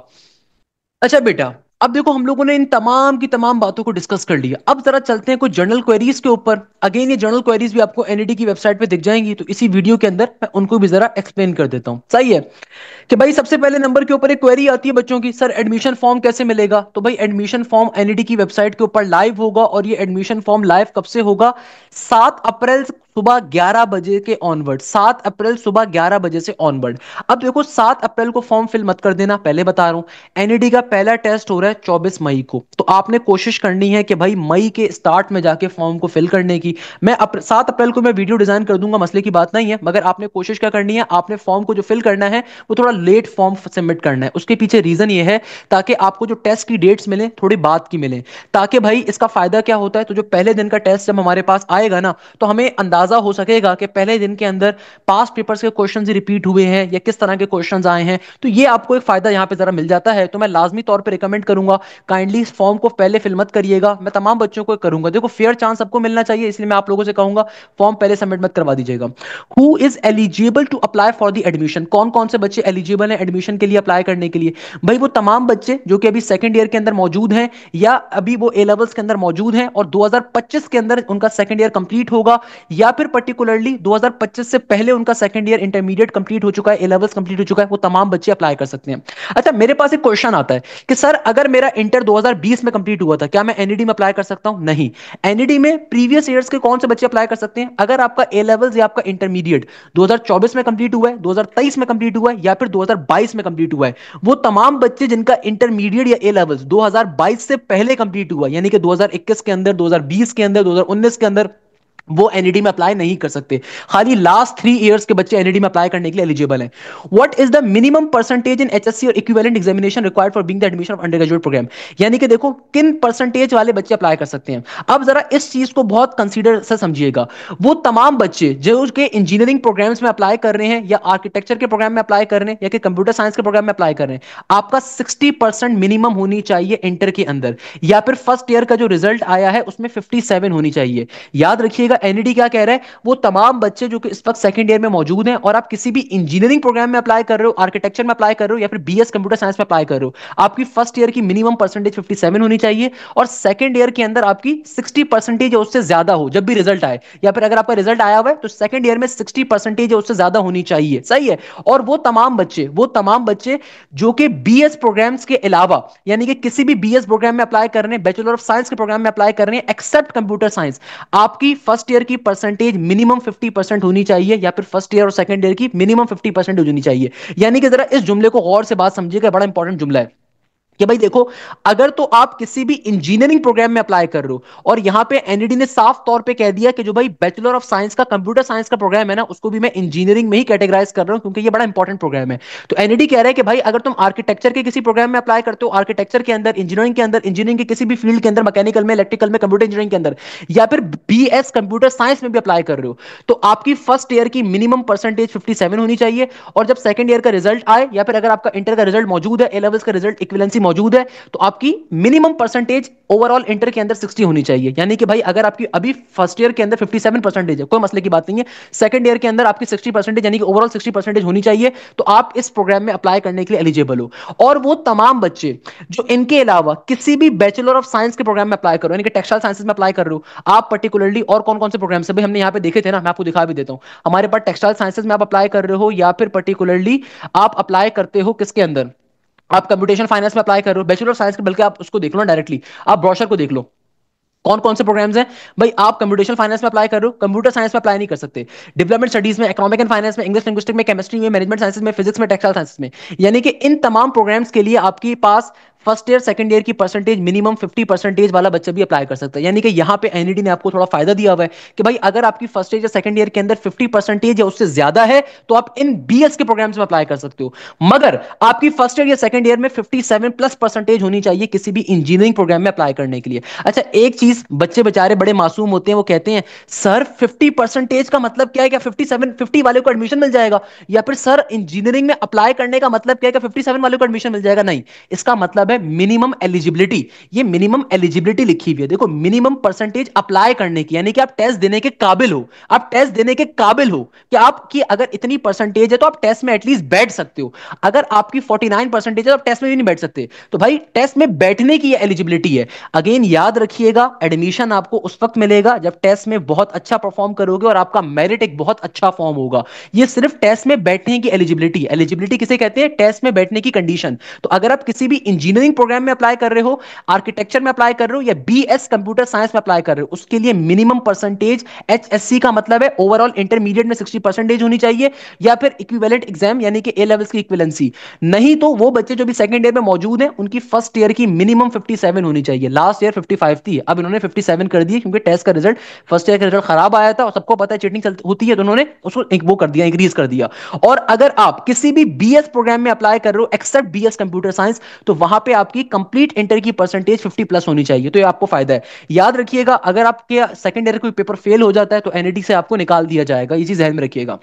अच्छा, अब आते candidates having appeared in HSC with the following subject, कि भाई डिग्री प्रोग्राम्स की एलिजिबिलिटी क्राइटेरिया क्या है, कि भाई वो तमाम बच्चे जो किस किस डिग्री में अप्लाई कर सकते हैं उनकी एलिजिबिलिटी क्या है, इस चीज को एनईटी एक्सप्लेन कर रहा है। एनईटी कहता है कि भाई अगर आप लोगों की परसेंटेज 60 या 60 से ज्यादा है, यानी कि ओवरऑल इंटरमीडिएट की ए लेवल्स की इक्विवेलेंसी सही है, तो भाई आप प्री इंजीनियरिंग के बच्चे जो हैं वो तमाम के तमाम अंडर ग्रेजुएट प्रोग्राम्स में अप्लाई कर सकते हैं। अगर आपकी फर्स्ट ईयर सेकंड ईयर की परसेंटेज 60 या 60 से ज्यादा है और आपके पास प्री इंजीनियरिंग के अंदर मैथ्स आपने पढ़ी है, फिजिक्स पढ़ी है, केमिस्ट्री पढ़ी है, तो आप हर किस्म के एनईडी के प्रोग्राम में अप्लाई कर सकते हो। बट अगर आपकी परसेंटेज 60 से कम है, यानी कि लेट सपोज 56 है, 54 है, 55 है, 51 है, 52 है, तो आप सिर्फ बीएस के प्रोग्राम्स में अप्लाई कर सकते हो, कंप्यूटर साइंस के अलावा वाले। टेक्सटाइल साइंसेज हो गया, कंप्यूटेशनल फाइनेंस हो गया, इंग्लिश लिंग्विस्टिक हो गया, इकोनॉमिक एंड फाइनेंस हो गया, मैनेजमेंट साइंसेज हो गया, इन प्रोग्राम्स में। तो भाई वो तमाम बच्चे जिनकी 50 है, 51 है, 52 है, तो आपको भी एनईडी में एडमिशन तो मिल रहा है मगर बीएस प्रोग्राम्स में मिलेगा। इसके अलावा वो तमाम बच्चे जिन्होंने प्री मेडिकल के अंदर अपना इंटरमीडिएट या ए लेवल्स कंप्लीट करा है, जिनके पास इंटरमीडिएट के अंदर ये ए लेवल्स में बायोलॉजी थी, फिजिक्स थी, केमिस्ट्री थी, तो आप खाली बायो मेडिकल इंजीनियरिंग में अप्लाई कर सकते हो, कंप्यूटर साइंस में अप्लाई कर सकते हो, आर्किटेक्चर के प्रोग्राम में अप्लाई कर सकते हो, और तमाम के तमाम बीएस प्रोग्राम में अप्लाई कर सकते हो एक्सेप्ट कंप्यूटेशनल फाइनेंस। तो इस चीज को मैंने आप लोगों को पहले भी समझाया था कि भाई एनईडी ने प्री मेडिकल के बच्चे को इंजीनियरिंग की फील्ड्स देने से मना कर दिया है। एनईडी ने साफ तौर पर मना कर दिया कि प्री मेडिकल के बच्चे को इंजीनियरिंग की फील्ड्स नहीं ऑफर करेंगे। तो इसका मतलब बायो मेडिकल इंजीनियरिंग के अंदर प्री मेडिकल का बच्चा अप्लाई कर सकता है, कंप्यूटर साइंस के अंदर अप्लाई कर सकता है। कंप्यूटर साइंस में मेजॉरिटी जाता था, वैसे इतना कोई इंपैक्ट नहीं पड़ेगा, कंप्यूटर साइंस में जाता था। इसके अलावा कंप्यूटर साइंस के ऊपर तभी स्पॉन्सर की सीट्स भी ज्यादा है। इसके अलावा आप तमाम बीएस प्रोग्राम में अप्लाई कर सकते हो सिवाय कंप्यूटेशनल फाइनेंस के, मगर आपकी इंटर की परसेंटेज 60 या उससे ज्यादा होनी चाहिए। और अगर आपकी इंटर की परसेंटेज 50 या 57 के दरमियान की है, यानी कि 60 से कम बनती है आफ्टर जब सेकंड ईयर का रिजल्ट आ जाए, तो उस सूरत में आप तमाम बीएस प्रोग्राम में अप्लाई करने के लिए एलिजिबिलिटी आपको मिलेगी सिवाय कंप्यूटर साइंस को कंप्यूटेशनल फाइनेंस के। वाइल अगर आपने अपना इंटरमीडिएट कंप्यूटर साइंस में करा था या ए लेवल्स के अंदर आपके सब्जेक्ट से मैथ्स फिजिक्स और कंप्यूटर साइंस, या इंटर के आपके सब्जेक्ट से मैथ्स फिजिक्स और कंप्यूटर साइंस सही है, यानी कि जनरल साइंस का स्टूडेंट हो, तो उस सूरत के अंदर आप तमाम बीई प्रोग्राम के लिए एलिजिबल हो। जरा गौर से जुमले को समझिएगा। अब मेरे पास अक्सर कंप्यूटर के बच्चों का एक क्वेश्चन आता है कि सर मैंने इंटरमीडिएट या ए लेवल्स कंप्यूटर साइंस में करा है, क्या मैं मैकेनिकल में जा सकता हूं? अब देखो, जो मैकेनिकल होता है, इलेक्ट्रिकल होता है, केमिकल होता है, ये हार्ड कोर इंजीनियरिंग फील्ड्स कहलाती हैं। Since I am a graduate of the mechanical side, तो I can tell you one thing, और मेरा मास्टर भी मैकेनिकल के एडवांसमेंट के ऊपर ही है, तो भाई मैं एक चीज आपको गाइड कर सकता हूं। रिमेंबर दिस थिंग, जो ये हार्ड कोर इंजीनियरिंग होती है ना, यहां पे केमिस्ट्री का बड़ा रोल होता है। तो भाई अगर आप में से कोई भी बच्चा कंप्यूटर साइंस बैकग्राउंड का है तो आप बिल्कुल मैकेनिकल में एडमिशन ले सकते हो, आप इंडस्ट्रियल मैन्युफैक्चरिंग के अंदर केमिकल में एडमिशन ले सकते हो, मगर उस सूरत के अंदर आपको केमिस्ट्री का कोर्स नॉन क्रेडिट आवर एक लेना पड़ेगा। यूनिवर्सिटी ऑफर करेगी उसको फर्स्ट ईयर के अंदर, और आपको उसकी अलग से फीस देनी होगी और आपको पर्टिकुलरली उस कोर्स को क्लियर भी करना होगा। यानी कि अगर कोई कंप्यूटर साइंस का बच्चा मैकेनिकल में जाना चाहता है, इलेक्ट्रिकल में जाना चाहता है, जो कि हार्ड कोर इंजीनियरिंग फील्ड्स के तौर पे काउंट होती है, तो वहां पे फिर आपको पर्टिकुलरली एक केमिस्ट्री का कोर्स आपको अलग से पढ़ना पड़ेगा और उसको क्लियर भी करना पड़ेगा, जो नॉर्मली सैटरडे संडे वाले दिन होता है। इसके अलावा तमाम कंप्यूटर की फील्ड्स में तो आप वैसे भी एडमिशन ले सकते हो। अगर आप ये कोर्स नहीं पढ़ते तो आप सिर्फ फिर कंप्यूटर रिलेटेड फील्ड्स में एडमिशन ले सकते हो। इसमें कंप्यूटर साइंस है, मैनेजमेंट साइंसेज है, डेवलपमेंट स्टडीज है, इंग्लिश लिंग्विस्टिक है, कंप्यूटेशनल फाइनेंस है, इकोनॉमिक एंड फाइनेंस है, टेक्सटाइल साइंसेज है, और फिजिक्स का डिपार्टमेंट है, बैचलर ऑफ आर्किटेक्चर है, without studying any additional course. मगर किसी भी इंजीनियरिंग फील्ड में जाने के लिए आपको केमिस्ट्री का कोर्स लाजमी पढ़ना पड़ेगा। और अगर किसी बच्चे की अगेन 50 से ज्यादा परसेंटेज है, या 50 है और 57 से कम है, 60 से कम आती है, तो फिर आप पर्टिकुलरली मैनेजमेंट साइंसेज में, डेवलपमेंट स्टडीज में, कंप्यूटेशनल फाइनेंस में, इंग्लिश लिंग्विस्टिक में, इकोनॉमिक एंड फाइनेंस में, फिजिक्स में और टेक्सटाइल साइंस में सिर्फ अप्लाई कर सकते हो। तो यहां पे एनईडी ने देखो दो कॉलम्स बनाए हुए हैं कि अगर आपकी इंटर में 60 या 60 से ज्यादा है तो आप इन तमाम प्रोग्राम्स अप्लाई कर सकते हो, 50 या उससे ज्यादा है और 60 से कम है तो आप इन प्रोग्राम्स अप्लाई कर सकते हो। सही है। अच्छा, हमारे पास देन एनईडी क्या कह रहा है, एक बड़ी कंफ्यूजन जो अक्सर बच्चों को होती है, सर मैंने जो है ना इंटर के अंदर ये ए लेवल्स में फिजिक्स नहीं पढ़ी, तो भाई फिजिक्स नहीं पढ़ी तो आपके टेस्ट के अंदर भी स्टैट्स का पोर्शन आएगा, और आपके टेस्ट के आपने अगर इंटर या ए लेवल्स में मैथ्स पढ़ी है, स्टैट्स पढ़ी है और कंप्यूटर साइंस पढ़ी है, तो आप एलिजिबल हो कंप्यूटर साइंस के प्रोग्राम के लिए, आप बीएस कंप्यूटर साइंस में अप्लाई कर सकते हो। ये इस दफा एनईडी ने पहली दफा ऑफर किया है, लास्ट ईयर तक एनईडी ऑफर नहीं कर रहा था। तो भाई आप लोगों की तैयारी भी, आप अगेन बैच को ज्वाइन कर सकते हो, कंप्लीट तैयारी कवर करवाई जाएगी। तो मैथ्स होगा आपके टेस्ट में, स्टैट्स होगा, कंप्यूटर साइंस होगा और इंग्लिश होगा। तो अगर आपने इंटर या ए लेवल्स में स्टैट्स पढ़ी है, मैथ्स पढ़ी और कंप्यूटर साइंस पढ़ी है, तो एनईडी ने इस दफा बड़ी अनाउंसमेंट करी है कि भाई आप कंप्यूटर साइंस के प्रोग्राम से अप्लाई कर सकते हो, डेवलपमेंट स्टडीज में, मैनेजमेंट साइंसेज और इंग्लिश के अंदर, लिंग्विस्टिक के अंदर, economic and finance, computational finance में। और अगर आपकी परसेंटेज 50 से ज्यादा है मगर 60 से कम बनती है सेकंड ओवरऑल सेकंड ईयर की, तो फिर development studies, management sciences, English, linguistic, economic and finance, computational finance में अप्लाई कर सकते हो। और अगर आपने कॉमर्स से अपना इंटरमीडिएट ए लेवल्स कंप्लीट करा है तो खाली आप फिर इन डिपार्टमेंट्स में अप्लाई कर सकते हो। सही है। और अगर आपने ह्यूमैनिटीज के अंदर, आर्ट्स के अंदर अपना इंटरमीडिएट ए लेवल्स कंप्लीट करा है तो आप सिर्फ फिर इन डिपार्टमेंट्स में अप्लाई कर सकते हो। तो ये ओवरऑल यहाँ पे एनईडी ने बताया हुआ है कि कौन सा बच्चा किस प्रोग्राम के लिए एलिजिबल है। इसके अलावा सबसे इंपॉर्टेंट चीज, वो जो डिप्लोमा बेस्ड स्टूडेंट थे, जो उन बच्चों ने डिप्लोमा किया हुआ होता है, तो अगर तो आपका थर्ड ईयर ऑफ डिप्लोमा का रिजल्ट आ चुका है और आपकी 60% या ज्यादा आती है तो आप इन तमाम प्रोग्राम्स अप्लाई कर सकते हो। सिविल के अंदर, सिविल अर्बन के अंदर, पेट्रोलियम में, मैकेनिकल में, टेक्सटाइल में, इंडस्ट्रियल मैन्युफैक्चरिंग में, ऑटोमोटिव में, इलेक्ट्रिकल में, टेलीकम्युनिकेशन में, इलेक्ट्रॉनिक्स के अंदर, केमिकल के अंदर, मेटलर्जी के अंदर, मटेरियल्स के अंदर, पॉलीमर, पेट्रोकेमिकल के अंदर। अगेन ये भी बड़ी अनाउंसमेंट है, एनईडी पहले सिर्फ मैकेनिकल, केमिकल या इलेक्ट्रिकल देता था डीआई के बच्चों को, इस दफा एनईडी ने काफी सारी सीट्स ऑफर कर रहा है। और 50 से ज्यादा अगर आपकी परसेंटेज है मगर 60 से कम है तो आप एप्लीकेबल ही नहीं हो अप्लाई करने के लिए।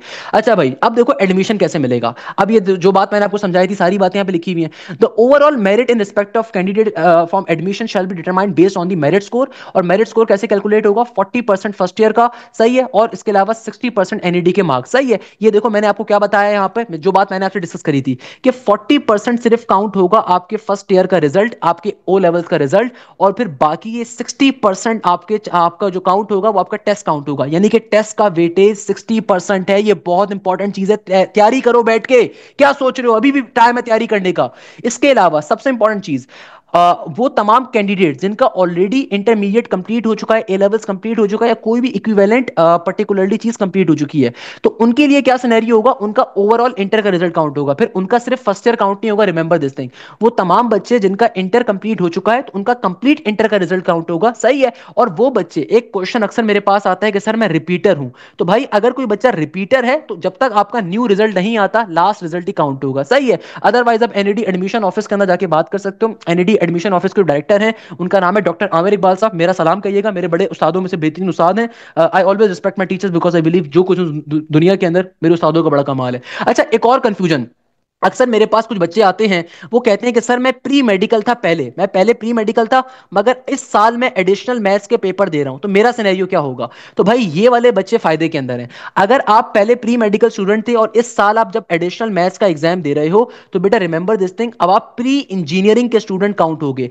आपने एनईडी विजिट करके एक एप्लीकेशन देनी है। अगेन डायरेक्टर ऑफ एडमिशन के पास जाइएगा, डॉक्टर आमिर इकबाल साहब उनका नाम है, डायरेक्टर ऑफ एडमिशन गेट पे जाके आप कहिएगा, और राउंड 1 के टेस्ट से पहले, नहीं तो राउंड 2 के टेस्ट से पहले जाके आपने एप्लीकेशन देनी है। उस एप्लीकेशन के ऊपर आप क्या लिखोगे, अपना नाम लिखोगे, अपना एनईडी का जो आपका एडमिट कार्ड नंबर होगा उसको लिखिएगा, और उसमें आप ये लिखोगे कि भाई मैं पहले प्री मेडिकल का स्टूडेंट था मगर चूंकि अब मैं एडिशनल मैथ्स का एग्जाम दे रहा हूं और एडिशनल मैथ्स का रिजल्ट आएगा अक्टूबर नवंबर के अंदर जाके, तो भाई मेरा जो लास्ट ईयर का रिजल्ट है काइंडली उसको काउंट किया जाए। तो एनईडी फिर उसको काउंट करेगा। होगा क्या कि वो तमाम बच्चे जो प्री मेडिकल के हैं और अब वो एडिशनल मैथ्स के एग्जाम दे रहे हैं, तो बेटा अब आप प्री इंजीनियरिंग में काउंट होगे, आपको प्री इंजीनियरिंग वाली सीट्स मिलेंगी। तो आपके लिए फायदा ही फायदा है कि अब आप प्री मेडिकल में काउंट नहीं होगे। आपने एनईडी विजिट करके एक एप्लीकेशन देनी है, director of admission doctor Aamir Iqbal साहब, उनको जाके आप एडमिशन की एक एप्लीकेशन दोगे। एप्लीकेशन लिखते कैसे हो, सिंपल चैट जीपीटी पे जाना, 5-6 अल्फाज लिखना कि सर हाशिम ने कहा था कि भाई अपना नाम, अपना रोल नंबर, चूंकि एडिशनल मैथ्स का रिजल्ट लेट आएगा तो भाई चैट जीपीटी आपको पूरी एप्लीकेशन बना के दे देगा, उसको एक प्यारे से कागज पे उतारना, जाके एप्लीकेशन सबमिट करवा देना। ये छोटा सा काम आपने करना है। सही है।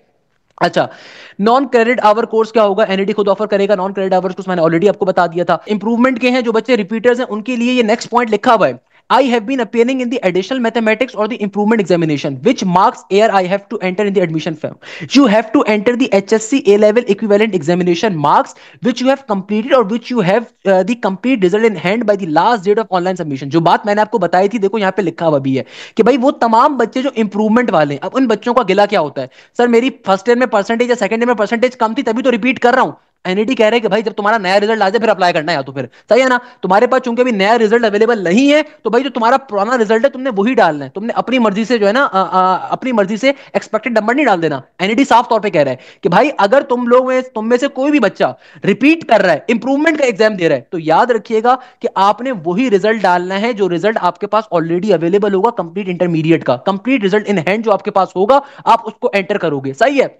अगर एनईडी के एडमिशन क्लोज होने से पहले, जो कि नहीं आएगा, मैं आपको पहले बता रहा हूं, उसके पीछे रीजन ये कि एनईडी की इस दफा क्लासेस 11 अगस्त से स्टार्ट हो रही हैं, सही है, तो जुलाई के एंड तक एडमिशन फाइनलाइज हो जाएंगे। तो अगर तो जुलाई के एंड तक आपके एडिशनल का रिजल्ट आ जाए, आपके इंप्रूवमेंट के रिजल्ट आ जाए, तो आप उसको एंटर कर सकते हो, अदरवाइज जो पुराना रिजल्ट है वही डालोगे। Same goes for the pre medical बच्चे जो एडिशनल मैथ्स का एग्जाम दे रहे हैं, तो आपका जो लास्ट प्री मेडिकल का रिजल्ट है उसकी बेसिस पे आपको एडमिशन मिलेगा। एडिशनल मैथ्स का जब रिजल्ट आएगा बाद में सबमिट करवाना होगा, इस चीज को यहाँ पे लिखा हुआ भी है। What to do if I am unable to register on the admission web portal or email address already registered? तो जब मैं आपको एडमिशन किस तरीके से आपने पर्टिकुलरली फॉर्म सबमिट करवाना है उसके ऊपर हम डिटेल के अंदर मैं वीडियो डिजाइन करूंगा। You don't need to worry about that thing at all. मैं उसके ऊपर बहुत डिटेल में वीडियो इंशाल्लाह डिजाइन करूंगा, आपको परेशान नहीं होना। क्लियर है बेटा? Okay. What to do if I am unable to log in the admission portal with the provided user ID or login? ये अलग चीज है। What if I am unable to upload my photograph कैसे upload करनी है सब discuss करूंगा। अच्छा, एप्लीकेशन फीस लास्ट ईयर की याद रखिएगा, राउंड 1 की, अगर आप एनईडी का राउंड 1 देते हो राउंड 2 देते हो तो दोनों राउंड की अलग फीस होती है। राउंड 1 की लास्ट टाइम फीस थी 4,500 और राउंड 2 की फीस थी लास्ट टाइम 2,000 रुपए, सही है। जिन बच्चों ने राउंड 1 दिया था उनके लिए 2,000 है, अगर आप राउंड 2 सिर्फ दोगे तो आपको 4,500 रुपए देने होंगे, मगर ये बेवकूफी मत करना भाई, दोनों राउंड्स को आपने देना है, मेरिट बहुत ज्यादा है, सही है। अच्छा, यहाँ पे तमाम चीजें लिखी हुई हैं। अच्छा, सेल्फ या स्पॉन्सर की फीस आप अगर जब आप फॉर्म को फिल कर रहे होगे तभी आपको सेलेक्ट करना होगा, तो आपके फीस चलान पे सेल्फ या स्पॉन्सर भी लिखा हुआ आता है। ये तमाम बातें जब अभी फॉर्म को फिल करेंगे तब की हैं, अभी की नहीं है। सही है। और इसके अलावा और कोई इंपॉर्टेंट चीज, एडिशनल कैटेगरी, हाँ एडिशनल कैटेगरी में आप फॉर्म पे अप्लाई करते हुए करते हो, ये सारी जनरल क्वेरीज हैं, ये सारी जनरल क्वेरीज हैं, ये मैंने ऑलरेडी आपको बता दिया था। सही है। रिलीजियस माइनॉरिटी के ऊपर हर किस्म का बच्चा अप्लाई कर सकता है जो माइनॉरिटी से बिलोंग करता है।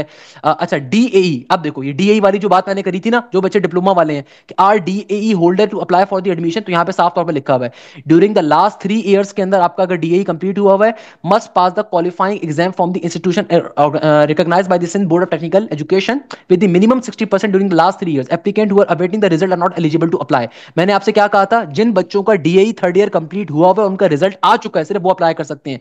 वो तमाम एप्लीकेंट जो रिजल्ट का वेट करें वो अप्लाई नहीं कर सकते। अच्छा भाई, what are the passing marks of the entry test? 50% passing marks होते हैं। एंट्री टेस्ट कब हेल्ड होगा भाई? पहला एंट्री टेस्ट हेल्ड होगा 24 मई को, दूसरा होगा 12 जुलाई को। एडमिशन टेस्ट का रिजल्ट कब तक अनाउंस होगा? लास्ट डे जिस दिन टेस्ट कंडक्ट होता है, आखिरी टेस्ट का, तो उस वक्त अनाउंस हो जाता है। पहले राउंड का टेस्ट का रिजल्ट पहले आएगा, फिर दूसरे राउंड का जब टेस्ट होगा तो उसका रिजल्ट उसके बाद आ जाएगा। How many times the candidate may appear in the entry test? दोनों दफा अपीयर हो सकता है और बेस्ट ऑफ 2 रिजल्ट काउंट होगा। Between the two result whether the higher will be consider, सही है ना, बताया हुआ है। सारी चीजें की मैंने। अच्छा, अब आते हैं सबसे इंपॉर्टेंट चीज के ऊपर कि भाई एनईडी का एडमिशन टेस्ट होता कैसे है। तो भाई देखो, वो तमाम बच्चे जो अभी इस चीज का वेट कर रहे थे ना कि एनईडी के एडमिशन टेस्ट किस तरीके से कंडक्ट होता है, तो याद रखिएगा एनईडी का एडमिशन टेस्ट होता है कंप्यूटराइज, सही है। और इसके अंदर आपके पास 4 सेक्शन होते हैं, हर सेक्शन के अंदर 25 नंबर का आपके एमसीक्यूज होते हैं, टोटल 25 एमसीक्यूज आपके हर सेक्शन में कंडक्ट होंगे। वो तमाम बच्चे जो प्री इंजीनियरिंग बैकग्राउंड के हैं, या देखो साफ तौर पे लिखा हुआ है डीएई का भी सेम पेपर होगा, सही है। वो तमाम बच्चे जिन्होंने प्री इंजीनियरिंग ग्रुप के, यानी कि अगर तो आपने इंटर के अंदर ए लेवल्स के अंदर मैथ्स पढ़ी थी, फिजिक्स पढ़ी थी और केमिस्ट्री पढ़ी थी, तो आपके टेस्ट के सब्जेक्ट्स होंगे इंग्लिश, मैथमेटिक्स, फिजिक्स और केमिस्ट्री। क्लियर है? अगर आपने इंटर के अंदर या ए लेवल्स के अंदर बायोलॉजी पढ़ी है, फिजिक्स पढ़ी है और केमिस्ट्री पढ़ी है, तो आपके टेस्ट के सब्जेक्ट्स होंगे इंग्लिश, बायोलॉजी, फिजिक्स और केमिस्ट्री। अगर आपने इंटर या ए लेवल्स के अंदर मैथ्स पढ़ी थी, फिजिक्स पढ़ी थी और कंप्यूटर पढ़ी थी, आपके टेस्ट के अंदर इंग्लिश आएगी, मैथ्स आएगी, फिजिक्स आएगी और कंप्यूटर साइंस आएगी। अगर आपने अपने पर्टिकुलरली इंटर या ए लेवल्स के अंदर मैथ्स, स्टैट्स और कंप्यूटर साइंस पढ़ी है, तो आपके टेस्ट के सब्जेक्ट्स होंगे इंग्लिश, मैथ्स, स्टैट्स और कंप्यूटर साइंस। अगर आपने इंटर या ए लेवल्स में कॉमर्स के सब्जेक्ट्स लिए थे, तो आपके टेस्ट के सब्जेक्ट्स होंगे इंग्लिश, अकाउंटिंग, इकोनॉमिक्स और बिजनेस मैथमेटिक्स। आपकी हर चीज की तैयारी हम बैच में कवर करवा रहे होते हैं। अगर आपने आर्ट्स का ग्रुप से इंटर या ए लेवल्स कंप्लीट करा है, तो आपके पास 2 सेक्शंस होंगे इंग्लिश के, बेसिक मैथमेटिक्स का सेक्शन होगा और फिर एक सेक्शन होगा जनरल नॉलेज का। एडमिशन शेड्यूल अनाउंस किया जाएगा वेबसाइट के ऊपर, और एडमिशन फीस भी अभी तक अनाउंस करी नहीं है। सेल्फ फाइनेंस की फीस जो मैंने आपको ऑलरेडी बताई थी, सेल्फ फाइनेंस स्पॉन्सर की फीस इस दफा 10 लाख 65 हजार रुपए है, और फॉरेन स्टूडेंट्स की फीस 10 लाख 65 हजार रुपए है। रेगुलर स्कीम के ऊपर अच्छा, जो बात मैंने आपको पहले बताई थी, अगर आप तीनों के ऊपर अप्लाई करते हो, रेगुलर के ऊपर भी, सेल्फ के ऊपर भी, स्पॉन्सर के ऊपर भी, तो अगर आपने लेट सपोज रेगुलर के ऊपर एडमिशन हासिल कर लिया, तो आपको आपकी तमाम की तमाम फीस वापस कर दी जाएगी। सही है। सेल्फ फाइनेंस फीस के अंदर के एडमिशन फीस इंक्लूड होती है? नहीं, सेल्फ फाइनेंस की फीस अलग होती है। सेल्फ फाइनेंस पे जब एडमिशन लोगे तो अलग से आपको, जो नॉर्मल बच्चा एडमिशन फीस पे करेगा, आपको वो भी पे करनी है। अच्छा, तमाम चीजें यहाँ पे लिखी हुई है, एडमिशन रिक्वायरमेंट, ये सारी बात की कहानी अभी की नहीं है। देखो ओवरऑल कहने का मकसद क्या है? कहने का मकसद ये कि भाई आपके पास अभी टाइम अवेलेबल है, खुदारा तैयारी करो। मैं रोजे की हालत में था, मैंने इतनी लंबी वीडियो बनाई, जैसे मेरे पास इंफॉर्मेशन आई, जैसे मेरे पास इंफॉर्मेशन अनाउंस की गई, मैंने अपनी तरफ से पूरी एफर्ट्स मारी कि मैं आप लोगों को एक चीज समझा सकूं कि देखो इनको समझना बहुत जरूरी है। ये बेसिक चीजें हैं, आप में से कितने बच्चों को बेसिक बातें भी नहीं पता थी? तो याद रखिएगा, अभी भी आपके पास टाइम अवेलेबल है प्रॉपर तैयारी करने का। देखो मैंने अगर रोजे में इतनी मेहनत करी है, उसके पीछे रीजन क्या आपको समझा सकूं। तैयारी कंप्लीट करो, सिर्फ पास पेपर से भरोसा नहीं करना। खुदारा ये बात समझो, तैयारी आपकी पूरी होनी चाहिए, सिर्फ पास पेपर से भरोसा नहीं करना, सिर्फ पास पेपर्स कवर नहीं करने। तो भाई बैच के अंदर फायदा ही आपको क्या होता है कि अल्हम्दुलिल्लाह we have a proven record for the NED university. NED university के अंदर लास्ट ईयर 1200 प्लस बच्चों का एडमिशन किया था। ये तमाम बच्चे जिनके मैंने आपको नाम पिक्चर्स दिखाई हैं, अगर आप मेरे फेसबुक पेज पे जाओ, मेरे यूट्यूब पे जाओ, इन सबके ऑफिशियल रिजल्ट कार्ड्स भी अवेलेबल होंगे। तो भाई तैयारी अपनी पूरी करनी है। तो देखो अगर आप मुझसे तैयारी करते हो तो मैं आपको बेसिक टू एडवांस लेवल सब चीजें लेकर चलूंगा। मैं आपको बड़े बेसिक लेवल से एडवांस लेवल तक सारी चीजें समझाऊंगा, पढ़ाऊंगा, और आपका एनईडी के राउंड 1 से पहले कंप्लीट कोर्स भी कवर करवाया जाएगा। इसके अलावा सबसे इंपॉर्टेंट फीचर जो मैं आपको ऑफर करूंगा कि भाई आपकी प्रॉपर्ली लाइव क्लासेस होंगी। लाइव क्लासेस का फायदा क्या है? देखो आपके पास टाइम ऑलरेडी कम है, खुदारा किसी फिजिकल इंस्टीट्यूट के पास जाके ख्वार मत होना। ये फिजिकल इंस्टीट्यूट वाले 70 हजार रुपए 60 हजार रुपए आपसे चार्ज करेंगे, और फिर भी पोजीशन अल्हम्दुलिल्लाह मेरे बच्चों की होती है, फिर भी पोजीशन मेरे बच्चे स्कोर करके आते हैं। तो भाई आपके पास आपका टाइम बड़ा कीमती है, जो जाने आने में टाइम जाया करोगे वो घर पे बैठ के आराम से तैयारी कर सकते हो। आपको पाकिस्तान की टॉप की एप्टीट्यूड फैकल्टी पढ़ाएगी, पाकिस्तान के तमाम बेस्ट टीचर्स मेरे प्लेटफॉर्म पे पढ़ाते हैं, डिफरेंट कॉलेजेस के एचओडीज हो, चाहे वो मैं हूं, चाहे वो सर बिलाल जिया हो, चाहे वो पर्टिकुलरली पाकिस्तान के दूसरे अदर बेस्ट टीचर्स हो, डिफरेंट बहरिया कॉलेज के एचओडीज हो, वो सारे बैठ के मेरे बैचेस में पढ़ा रहे होते हैं। तो याद रखिएगा लाइव क्लासेस में कंप्लीट कोर्स कवर होगा, तमाम के तमाम सब्जेक्ट्स आपको कवर करवाए जाएंगे। एनईडी के अलावा अगर आप दूसरी यूनिवर्सिटीज को टारगेट कर रहे हो,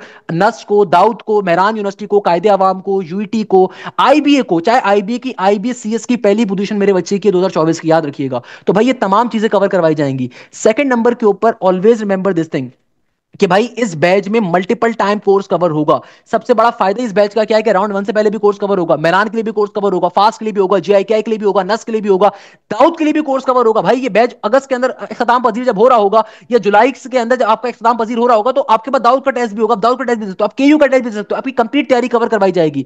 तो भाई इस बैच की ड्यूरेशन आपके पास up till July and August तक की होगी, क्योंकि हम मल्टीपल टाइम कोर्स कवर करवाएंगे, मल्टीपल टाइम चीजों को पढ़ाएंगे। तो ये सबसे बड़ा फायदा आपको मिल रहा है जो कहीं नहीं मिलेगा, कि भाई हर इंस्टीट्यूट में नॉर्मली क्या होता है, एक दफा कोर्स खाली कवर होता है। तो भाई आपका राउंड 1 से पहले एक दफा कोर्स कवर होगा, फिर राउंड 2 से पहले एक दफा कोर्स कवर होगा, ताकि आप नस का नेट 4 भी दे सको, आईबीसीएस भी दे सको, ताकि आप जीआईके का टेस्ट भी दे सको। जीआईके की पहली पोजीशन भी मेरे पास है अल्हम्दुलिल्लाह, सही है। आईबीसीएस की पहली पोजीशन भी मेरे पास है, एनटीएस कॉमसेट की पहली पोजीशन भी मेरे पास है। तो भाई अल्हम्दुलिल्लाह इतनी मेहनत करते हैं तो उसका रिजल्ट आता है। सेकंड नंबर के ऊपर भाई आपके प्रॉपर्ली टेस्ट कंडक्ट होते हैं, जो भी टेस्ट कंडक्ट होते हैं उसका प्रॉपर आपको वीडियो सोल्यूशन मिलता है, आपको तमाम के तमाम रेलिवेंट पास पेपर्स कवर करवाए जाते हैं। ये चीज आपको कहीं ऑफर नहीं होगी। इसके अलावा आपकी डाउट क्लासेस अलग से कंडक्ट होती हैं, जो आपकी लाइव क्लासेस होती हैं वो अलहदा है, जहां पे टॉप की फैकल्टी पढ़ाती है। डाउट क्लासेस के अंदर हमारी दूसरी फैकल्टी आपके लाइव डाउट्स को सॉल्व करती है। अगर कोई प्रैक्टिस मटेरियल में प्रॉब्लम आपको फेस कर रहे हो, किसी पास पेपर में फेस कर रहे हो, वो अलग से होती है। तो एक एक चीज आपको कवर करवाई जाती है। तो न्यू बैच बेटा हमारा 3 अप्रैल से स्टार्ट हो रहा है, उसके अंदर लाजमी तौर पर मैं आपको देखना चाहूंगा। इंशाल्लाह ताला जबरदस्त यहीं पे इस क्लास को एंड करेंगे, उस उम्मीद के साथ कि आप जाएं, जैसे खैरियत से मुझे बहुत सारी दुआ में याद रखिएगा। जज़ाकल्लाह खैर, thank you so much Hashim जैसा।